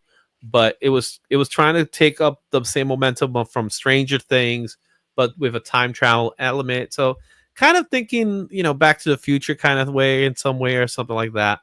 My wife read it. She enjoyed it a lot. So she read pretty much all the volumes. Because you were able to pick them up in the library. So cool. There you have it. Paper Girls, we're down. We got just 3 more to go. And this one, I think we all know. Something's Killing the Children. Yeah. Number 1, 2019 from Boom Studios. The high sale of this book is 1,509.8. That was in May of 2021. Last sale was $355 near mint. $404 for the near mint copies. $631 for 9.8 is the average. That's 3,877. This is the first appearance of Erica Slaughter. First appearance of the Oscula type, a monster. Copies were 33,648. And it's currently in development for Netflix. We've talked about this, Shane. So let's talk about it now. Something's Killing the Children. What do we got to say about it? Well, I think that would kind of be considered like your modern day type of Grail book for sure. It's an amazing series. The art has been consistent all the way through because it's the same creative team. And the art fits the story really well. It's obviously like almost written to be done on TV or something. I kind of jumped on the boat a little bit late. I think I have issue 8, and that's as low as I can afford to get right now. But if you haven't caught up, they have a deluxe version I've mentioned before. It's like oversized and has the first 15 issues in it. There's 2 volumes of that so far, which is a great value. Love this book. Yeah. How you feel about Something's Killing the Children, Scotty? I jumped in about the same issue that Shane did, I think, and I went back and picked up a few of the trades. So I read all the way up into the 20s. I stopped reading somewhere in the 20s, and I was also reading House of Slaughter, which I felt like got pretty good at a certain point itself. I jumped off both at a certain point. I'm probably going to lose people after this, but I'm not a big fan of Tynan's writing, so it's not my thing personally. But like Shane said, I can totally see it being a cool TV show if done the right way. But just and to me, Tynan doesn't always stick the landing, but that's just me. I would agree with that. The only thing, and I told to Shane about this is that title might be so hard for a sell. You get what I'm saying? To the point that, when you talk about it, everybody goes SIKTC, right? To kind of prevent from actually saying it. Right. So I don't see the title happening. I feel like they're going to end up calling it Slaughter something, which, it's because of the children aspect of it, right? Like, it's going to be hard to sell something that says Killing the Children, but that's the concept of the story. It brings the horror fans in, though. It draws those horror people. It brings the horror fans in, but it scares the moms. True. You get what I'm saying? It's like, what's and killing if anybody knows about moms that like to write letters, they like to write letters. So you get what I'm saying? So I think that's part of the thing. I feel like they're gonna probably end up calling it House of Slaughter more than anything, which I think kind of defeats the purpose of what the story really is about. Because the House of Slaughter is where she comes from. It's not really what the story's about. Or they could do like the Book of Slaughter or Enter the House of Slaughter or something. Yeah, they'll probably do something like that. And then they'll say Something's Killing the Children within the show. You get what I'm saying? Yeah. Like somewhere in the show, Something's Killing the Children. And dun, dun, dun, some crap like that. You know what I mean? I can just see that happening. But definitely one of those books that, looking at it now, 33,000 copies is more than I thought this should be. But people gravitate towards it and they're not letting it go. That's probably what it is too. True. All right, we got 2 more to go, and this one's a great one. Do a Powerbomb #1. This came out in 2022 for Image Comics. The high sell of this book is $80 and 9.8. That was in March of 2023. Last sale of this book, believe it or not, was $3, and it goes for about $7 now. The graded copies go for $80 and 9.8. I was surprised to see that there's only 32 copies in the census, and this is a great story about a pro wrestler living in the shadow of her legendary mother, is approached by a necromancer who invites her to join the grandest and most dangerous tournament of all, Do a Powerbomb. Daniel Warren Johnson won the 2023 Eisner Award for Best Publication for Teens. This story, I know, Shane, you didn't read it yet, but I'm sure you read it, Scotty. I've Do a read Powerbomb. I've read all of Daniel. Well, I'll say I've read most of Daniel Warren Johnson's stuff. Tell me what your thoughts on Do a Powerbomb, because I love it. Man, this is a kick-ass book. Daniel Warren Johnson can do no wrong. I'm a fan of anything that he touches. The man has brought back Transformers in an amazing way. What he did for Beta Ray Bill was freaking awesome. I just love Daniel Warren Johnson. Yeah. And Shane, I know you picked up some copies, but you never have the chance to pick up the first one yet, have you? Yeah, exactly. So I have all the rest of them when we did our spotlight on Daniel Warren Johnson. And yeah, you know, I can't wait to read it. So I'm just waiting for that first issue so I can add it in and then be reading it. Yeah. Yeah, this story, this is one of the stories I read when I started getting back into comics. I picked it up and I was like, I was easily hooked into it. It caught everything I wanted in a comic book, and it took my love for wrestling and put it into a comic book and did it in a respectful way where it was part of the story rather than it kind of did to the tropes of other wrestling comic books do. Man, it was so good, man. Great story, great storytelling. Like you said, Daniel Warren Johnson is becoming one of the best writers today. If not the best writer at the moment. I even like his art. I even really dig his art style. I think it's cool as well. Yeah, and that's the thing. He does it all pretty much, right? Yeah. That's what makes him cool. And he has Mike Spicer to help him out too a lot of the times when he needs somebody to do it. All right, it's time for our final book in this list. And it is the book, like, I love Do a Powerbomb. I really, really do love it. But when I read this story and I read the concept behind this story, I was instantly hooked.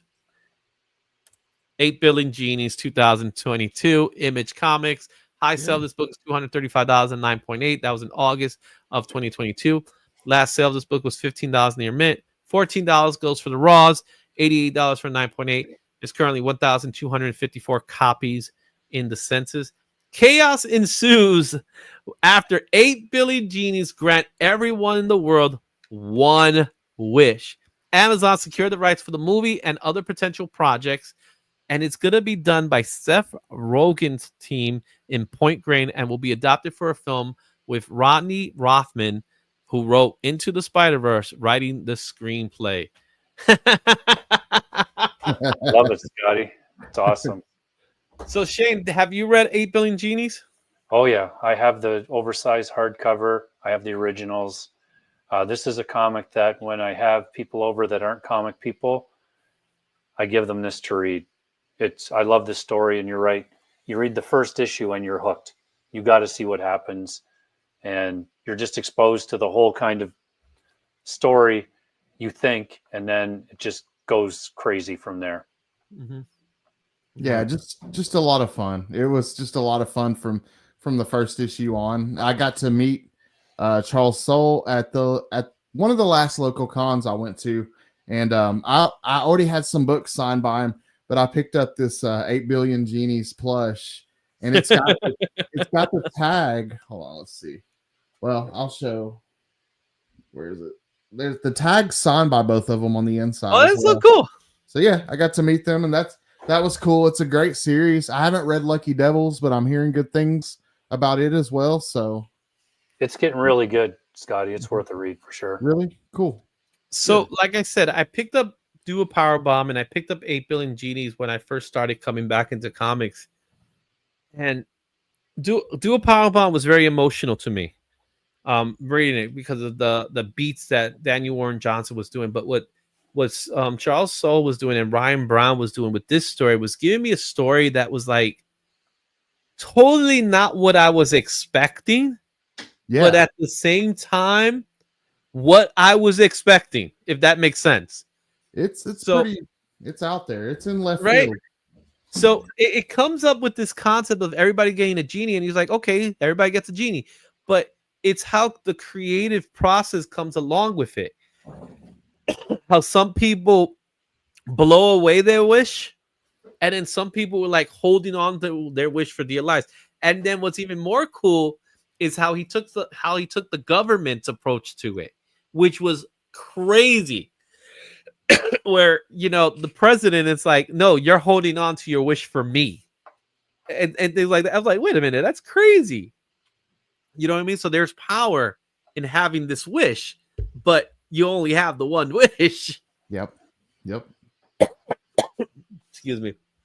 I thought it was so creative, so inventive. And I also liked how it was a time lapse comic too, right? So it was like the first 8 hours, the first 8 days, the first 8 years. And then eventually we get to the far future. And it's like this is just the norm now, which was really cool, really creative, great approach. I can't wait to see what this looks like in film. Oh man, yeah. You know, and how they're gonna do it, because are they gonna make it a serious story, or are they gonna make it kind of comedic? It really isn't a comedy, but it has comedy elements to it. Definitely. But it has potential to be something like the next Walking Dead because of its style. I could really see that being that. So if you see this book for $14, pick it up. Yeah. I'm just saying, pick it up. Very least, you could potentially have a big book in front of you. Yeah. Mm-hmm. So we finally did it, guys. We reached the end of our list here. We went through 25 comics, man. That was a long one, guys. We went extra time for this one, but I kind of knew that was gonna happen. It's all good. What do you guys think? Was it a fun list or what? Yeah, it was a pretty good list, man. I liked it. You guys in the chat, let me know what you think of this list. Let me know in the comments which books you have. Shane, someone send me a message. Look at it. It's awesome. Great stuff here. Really good things here. Yeah. Thanks for watching the Indie Comics. Guys, we still got one more segment. Anyway, let's see here. Hey guys, is there any way to see if someone has swapped out tattoos in ASM 238? I really don't know. You'll have to look at the book.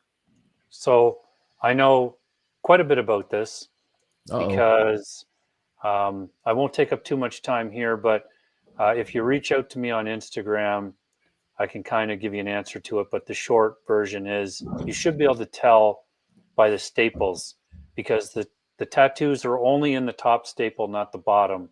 So look at both of them and compare how they're set, and you should be able to tell if it's been added. That's what a lot of people do, is they don't so much swap them.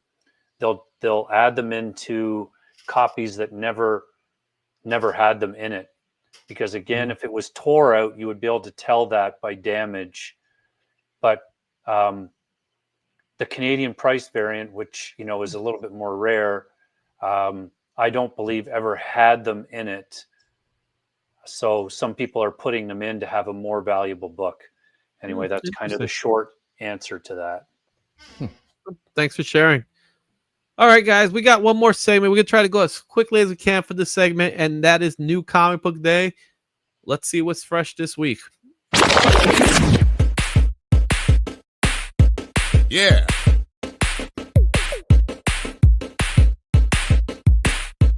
Yeah. All right, it's New Comic Book Week, April 9th, 2025. We see here Amazing Spider-Man #1 is being relaunched. I already see Scotty with the thumbs down for the book.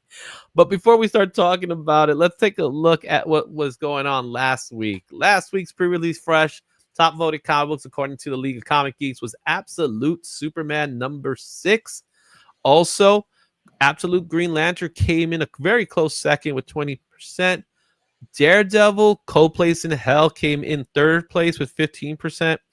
I mentioned Resurrection Man to you last week, Shane, and there it is on the list with 6%. And then to wrap things up, Batgirl final with 5%. Guys, tell me what your thoughts on these books were. So I've read all 4 of them, or 5 of them, and I really liked Absolute Superman. I thought it was a great story. That series just keeps kind of ratcheting it up a little bit every time. I really enjoyed the kind of the flashback and everything. Green Lantern, I'm never been a big Green Lantern fan, but I liked that issue. I thought it was cool, and for someone that doesn't read Green Lantern, it told me enough. Daredevil, that's the sleeper book of the week. That was my favorite read that I read for sure out of all the books I had. Mm-hmm. Resurrection Man, didn't know anything about it, but I did pick it up and buy it. I bought the Panosian cover, and it was cool. I liked it. It was very well done. And Batgirl is just the book that I don't want to buy that I keep buying because it's good. What about you, Scott? Did you get a chance to read any of them? Yes, Absolute Superman continues to be pretty good. I did not read Absolute Green Lantern. I haven't picked it up yet. I'm debating on that one. I am going to go back and pick up Daredevil, that Daredevil book, because I've heard so many good things about it. I didn't initially grab it this past Wednesday. Resurrection Man with Rom V writing, it's going to be pretty good. I don't know anything about Batgirl. I'm not reading Batgirl. I've picked it up a few times, but mainly just for like cover buys because Art Germ or somebody like that. Mm-hmm. Yeah, for me, it was Absolute Superman and Green Lantern. The story behind Absolute Superman was pretty solid. Green Lantern was surprising for me, especially how they used Hal Jordan in the story. So that one stood out to me a little bit. I'm not sure how I feel about it right now because I don't know where they're going with it. Because Hal Jordan's not Green Lantern, but something else is happening to Hal Jordan. Okay. Which makes it a little different. I'm with you, Shane. I was so excited for Daredevil, Cold Day in Hell. It's the Dark Knight for Daredevil. It's old man Daredevil. That's what this is. It's a version of it like that. So, and Resurrection Man, like you said, Ron V doing it. So, and Batgirl's a book I don't pick up anyway. I haven't picked up Batgirl since it came out. So, good stuff there. Let's take a look at the breakdown, starting with the new comic books coming out this week. I'm just like, are you still alive? What the heck are you? I'm exhausted. I'll be honest. It's not going to be called Monday. Oh, I can't call this Monday Church. They'll kill me. The new comic book rundown. We got 55 new releases this week. It's actually a small week when it comes to new releases. However, we got 328 variants, which gives us a total of 383 comic books that are out this week. From there's 15 new number ones and 160 variants for them. Wow. It gives us a total of 175 new number ones coming out today. As far as potential keys goes, we have 8 potential keys with 6 first appearances tied into it. Wow. You're going to be shocked when I show you this, Shane. But Marvel has 12 titles with 78 variants, while DC has 10 titles with 41 variants. Over at the other publishers, Image has 7 titles with 39 variants. Boom again with no titles. Look at Dynamite. Oh wait, that's nothing, dude. That's a light week for Dynamite. One title. IDW has two titles with 4 variants. Dynamite has 1 book. 43 variants, dude. But that's not for the 1 book. So I'll give it that much. Dark Horse has 4 titles with 3 variants, and the indies killed it this week with 19 titles and 120 variants. Most of them are Dynamite. No, the Dynamites are but so Scotty, Hey, a good chunk of them Jane are. could attest to this one. We go over this list, and Dynamite always has a very low number of books Right. that are coming out, but their variants are like, and in some cases in the hundreds. It's a light week. Yeah. I believe it. But what's also important to note, and this is why we see so many variants, C2E2 is this weekend. Ah. So with C2E2, they're going to be releasing their C2E2 exclusives. Ultra. And that's Yeah. what it is. That's what's causing this high variant number. Why is it's still a low, new books number, but it is a high variant number. So that's why it's important to note. Let's go over with the new books that are coming out this week. We got, like I said, I want to go as quickly as possible here, so we could try to break till 10. Key Watch, Amazing Spider-Man #1. You got the Pepe Larraz cover. There is also Kafu Hellgate cover. This is the first appearance of Hellgate. I don't know what to think about this character. Whatever. And you got a 1 in 200 Lee Bermejo cover. This is the first appearance of Hellgate. You guys put the thumbs down on Amazing Spider-Man #1. Are we going to protest? I'm not doing it again. I'm not picking it up. I don't know yet. I'll probably get the first issue, but my time is running out. Like Tom Bravanport, if you don't like it, don't read it. Don't read comics. This is Was that the nail in the coffin? that was it. That's just making me mad thinking about it. Yeah, I'm not picking up this particular issue 1. Yeah. Yeah. So The Bermejo is problem stunning. we have here is you have a reissuing of numbers, but you have the same team. Wasn't there a reason why you reissue numbers? You get a new team when it's reissued. Sure, you're throwing in Pepe Larraza into the mix, and that's fine, but you still got Joe Kelly. You still got John Romita Jr. attached to it. You got this new character called Hellgate. It's a throwaway character. Yeah. Give me back to basics with Spider-Man. Can you give me back to basics with Spider-Man? They can't seem to do that. That's it. Just put him back to the basics.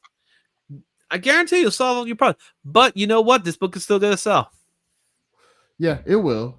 It's still Spider-Man. It's a #1. It's the Hellgate's probably going to sell more than anything, too. Just in case. You know what I mean? It's one of those just in case scenarios. Yeah, that'll be me. So, but That'll here's a be- book that I'm actually looking forward to. Absolute Batman 7 that comes out this week, which is the introduction of Mr. Freeze, and they're going to give us a full Joker. We got I messed up the bottom. It's not Janine Lindsay. It's actually Nick Jagoda that did that stuff. Look at that Sienkiewicz, though. That's beautiful. When you showed it to me, I saw it, but then when I found out it was a Sienkiewicz, I went, "What?" That's beautiful. That's gonna be the one I'm gonna pick up. Hopefully. And the Miko cover is great too, man. I'm not gonna front on the Miko. Oh no, it's cool. Also, all three of them are great, man. They are all three great. They really are. I'm just a Sienkiewicz guy. So, how excited are you for Mr. Freeze? I'm excited. This has been fun so far. Bring it on. Yeah, they showed a really cool picture of him, so it's going to be a really cool take, I think. Mm-hmm. Yeah, I agree. Mr. Freeze is one of those characters that when you write him really well, he's awesome. Yes. But this is a new take on Mr. Freeze, so I'm curious to see how it's going to look and sound and feel. And of course, now that we're getting the Joker's finally going to be revealed, I'm interested in that. I'm not thrilled about it so far, but I'm interested. You get what I'm saying? Because I don't know about a Joker that doesn't laugh. Doesn't make sense to me. But we'll see. I'll give Snyder a chance for this one. Our next book here is Daredevil 20. Now, I bring this book up because we're bringing back the black armor suit, and that's why this book is here. You Cool. got the John Romita cover, which is fair. It's not the worst I've seen him do. The Eh, Phil Tan cover I like a lot, and I'm digging the Todd Knox cover because he's been doing a lot of this style with it. It's Yeah. also a new story arc with an all new enemy. So, Right. what do you guys think about Daredevil? I've been reading this series since issue 1, and it's had its ups and downs. It's been times where it's been sort of a dull read for me, but I'm enjoying it overall. I think it's been fun, and the last few issues have been really good. And I like this black costume. They did a black suit miniseries last year. Yeah, But I'm glad to see this costume come back because this was a really cool costume for Daredevil, in my opinion. Yeah. So it's going to be cool to see the return. I like that B cover. I will probably go with the Todd Knock just because I'm a fan of Todd Knock. But this is a series that I always avoid the A covers on because it's been John Romita Jr. and they're usually pretty bad. yeah. This one's not that great either. I'm sorry. It's fine. So I have the That's whole the run, worst. but not any of the A covers. Yeah. Yeah, this one got cut for me. I can get. You know, I this get it. start a new story. Yeah, the real Daredevil story is that old man Daredevil. It's Yeah, amazing. that's true. It's so good. We got enough Daredevil stories, right? All right, our next book here is, I put it in the list because DC really doesn't have a lot of big books this week, but they do have a new #1 with Fire and Ice When Hell Freezes Over. Fire and Ice returning a wild follow-up to Absolute Power. So there's actually a follow-up to Absolute Power. That brings me interest. With their powers mysteriously swap, forcing them to lay low in Smallville until a magical mix-up turns karaoke night into total chaos. All I care is about that Jeff DeCall cover. Yeah, that's what I would say about it. It would be a cover buy, and it would be for the Jeff DeCall cover. But I would normally skip over things like this because it's just going to be it's probably just going to be like an anthology of short stories with the characters in it, or just I don't know. I'll skip it. Yeah, I don't know what's DC agenda with Fire and Ice in general. Why they so adamant about them? You know what I mean? You were saying, Yeah. Shane? So there's a Nakayama cover too, and I would usually buy it, but I think I'm passing on this one. But I love that DeCal cover. I think it's great. I'm such a fan of his work. He's just such an amazing artist. Mm-hmm. Really cool aesthetic in that one as well. Mm-hmm. Really like that one. The Terry Dotson is pretty good too. All right. We have another key watch for Star Wars Jedi Knights #2. This is the first full appearance of Alpha Prime, who was teased in issue 1. So now we're going to get the first appearance here in this issue. We have a Raza cover. We have a Phil Noto cover. And there's a 1/100 Taran Clark lightsaber cover. I do believe there's also an open order cover for that one for cover price. Any Star Wars guys here? Yeah, I bought the first issue. I bought the kind of spoiler cover of Antha Prime on the cover.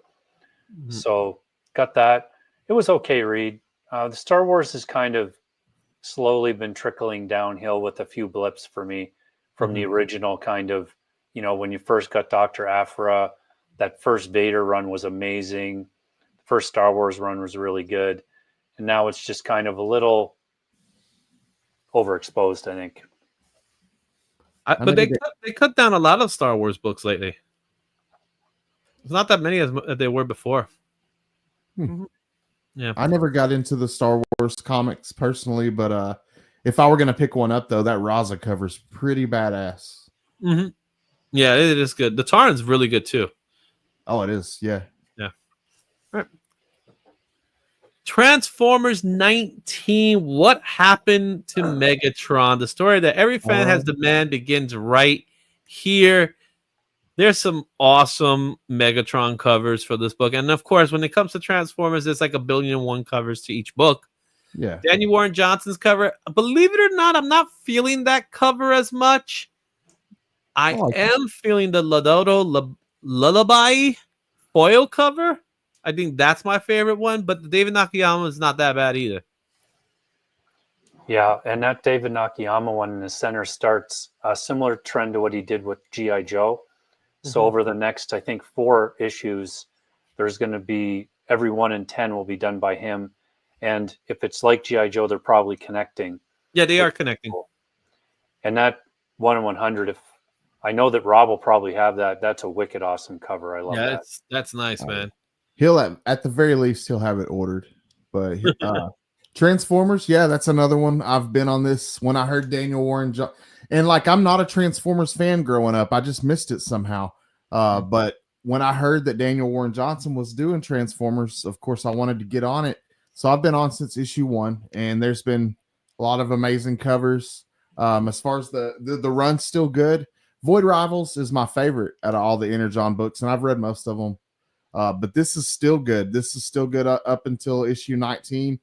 And I think I don't know if I have the A cover ordered. I usually go with the A or B cover. I don't really pick up the ratios too much, but there's some really good ones, though. Those are both really good.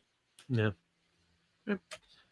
Then we have our indie key, and that's Vatican City. This is from Mark Millar. Miller. Why am I saying Millar? It's actually Miller. The world has been overrun by vampire apocalypse. Every man, woman, and child dead except the 2,000 tourists safe behind the walls and holy relics of Vatican City.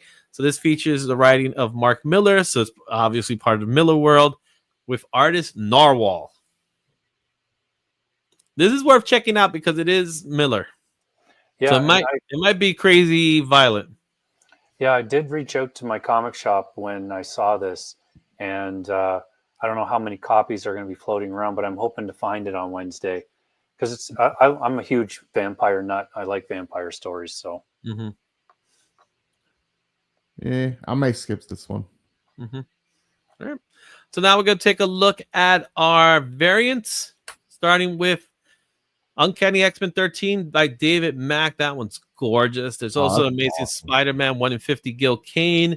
Amazing Spider-Man #1 by that guy, Will Young with Jeff on it.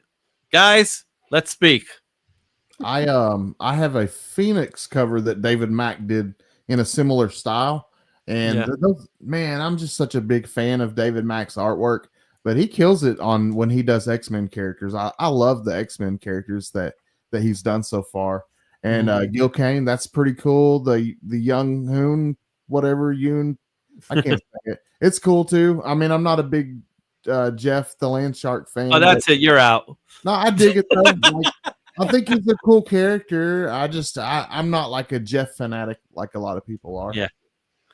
So I love the David Mack and Scotty. You can probably still find them. I don't know how much they are, but they were a really good deal when they came out. They did. He did slaughter packs of Something Is Killing the Children, so you can get issue 1 to. I remember those. Yeah, 5, and they're all just cool. Virgin covers, and the art is amazing on them. I remember seeing the one of them. It was they were pretty. Yeah. I'm personally a fan of the Gil Kane. Obviously, that's an old picture, but it looks so good.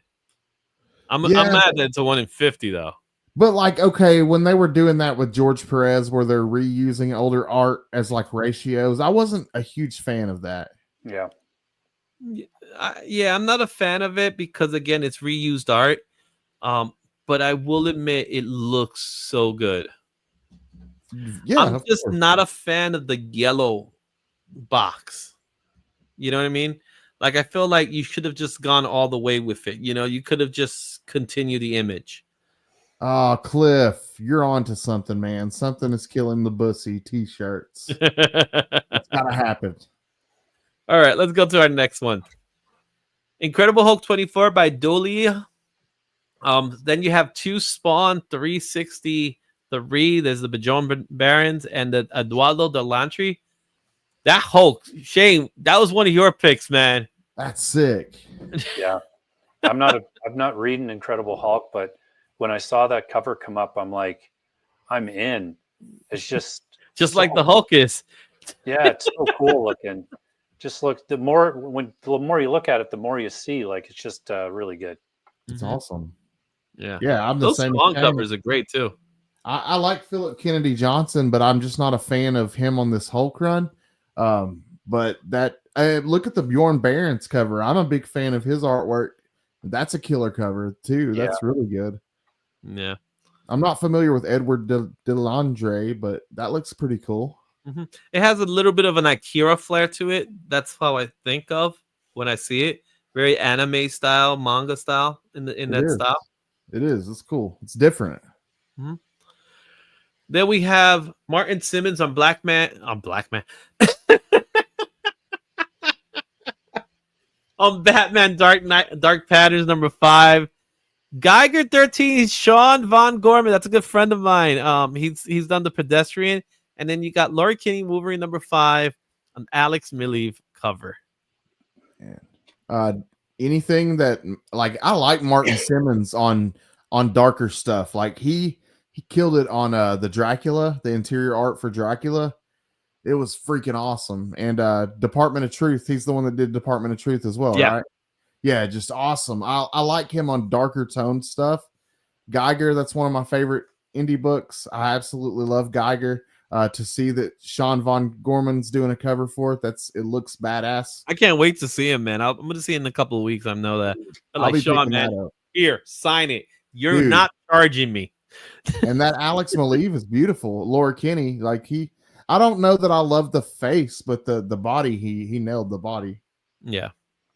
Yeah, that Dracula run, Scotty, is totally underappreciated. Right? Sure. It's really good. So Chico, I'm going to answer this question with a no. It's going to sell because it's still Spider-Man, but it's not going to pop. There'll be plenty of copies. So don't go crazy trying to buy that one. I doubt if that one's going to be a huge success. All right, let's go to our next one. We got the Ivan Tao Department of Truth 29. This is, believe it or not, this is called the Jessica Rabbit variant. I could see it. I could see it, but I don't see it at the same time because she's already the lady in red. Well, I mean, but normally she's a thinner lady. Like right there, she's thick. Look at the thighs. Not that much different, man. It's just Jessica Rabbit, right? You got Terminator #6. This is the blood cover by Cameron Johnson. Both of those two will be exclusives for C2E2. And then you got Thundercats 14. I just love Lino just punching Munra in the face. Nice. Yeah. I love the Terminator. Looks great. I wish I could pick that one up, but exclusives. I know, like I'm a huge fan of that Ivan Tao, but I won't do the convention exclusives. Like I'll be damned. Yeah. Either way, man, those are the books that are gonna be convention exclusives. Just wait a year; they'll be on sale. That's all you gotta do. You gotta wait a year.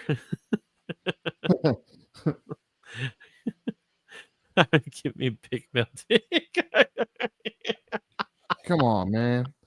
Do it. Cliff needs it. Well, there you have it, guys. We've reached the end of New Comic Book Day. Which books are you picking up? Let me know in the comments. Are you going to pick up Spider-Man or are you going to protest like Cliff? Are you going to pick up any of the variants that are there? Are you planning to go to C2E2 and pick up some of those exclusives that are there? Let me know in the comments. Make sure you hit that like and subscribe, and we'll see you in the next one there. This is where I call the mic drop moment, right? We did it with 3 hours and 34 minutes, and it's almost 10 o'clock, and I still have not had dinner. Wow. This is dinner time after this. Oh my God, I'm gonna have to stay up afterwards, but you know I can still watch Monday Night Raw, so I'm okay with that. Guys, thank you so much for joining us. And there goes Cliff. You still only for a few more minutes, guys. Before I let you all you see, I can't even speak anymore. Before I let you all go, just want to remind everybody to go check out Cover Price's video. I dropped the video on Saturday. Every Saturday around 1 o'clock Eastern is where you're going to see the Top 10 Rewind, where I host the top 10 comic books that were hot 1 year ago, 2 years ago. And this week we're going to do 3 years ago in April. lot of good stuff. I'll get that list about tomorrow. I think I'll get it. Also, Saturday is going to be Izzy Saturday because I'm going to be in episode 188 of Only Slabs, and I got some slabs to show you guys. I'm not going to show you all my slabs. That means I got more. But you're going to see some of my slabs there. Look at me with that nice little haircut there. I should get a haircut before Only Slabs. Go check that one out. Woohoo! And yep, thank you. Doing, as they say, doing the Lord's work. Make sure you hit that thumbs up. We've hit that 4-hour mark, but Scotty, first of all, I gotta say thank you so much for taking the time to come in here. Please, let's do this again. Wait, I'll still be on more shows. Wait. So what if, Shane, before we even go, Scotty, what if I drop all the monthly episodes, all the monthly show rewinds? Will that still be more than Cliff? Will that be less than Cliff? I don't know. That guy is on. We'll do the chart busters. We'll throw in the top 10 of, because I gotta throw that video sometime. I usually do it on Friday. But who knows, right? Anyway, Scotty, tell the world where you're at, man. SVon82. I got a new video dropping Wednesday, day after tomorrow. Yeah, that's Wednesday. Yeah, day after tomorrow, 11 a.m. Eastern time. I drop new videos every Wednesday. This week is going to be on the Flying Ladies. So if you're into World War II aircraft and pinup art, be sure to check it out. So SVon82 on YouTube. And thanks for having me, guys.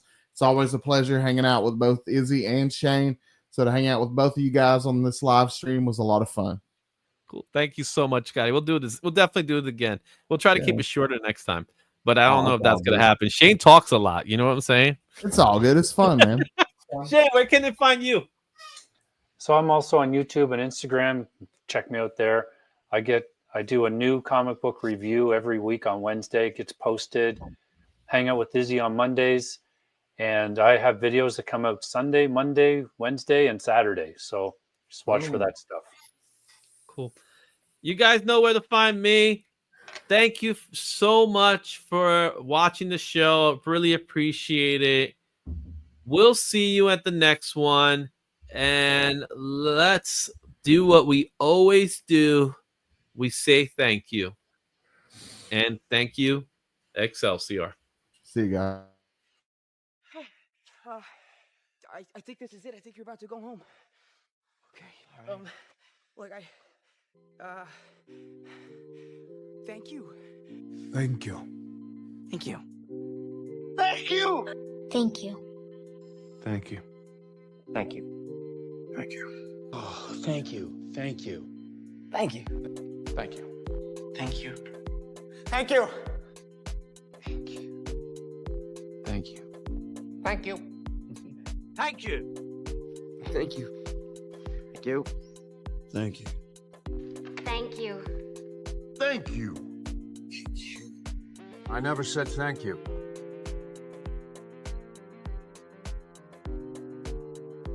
And you'll never have to.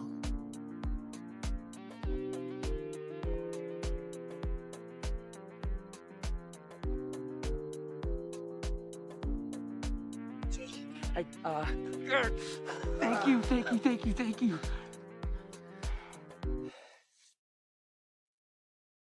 I guess I'll see you.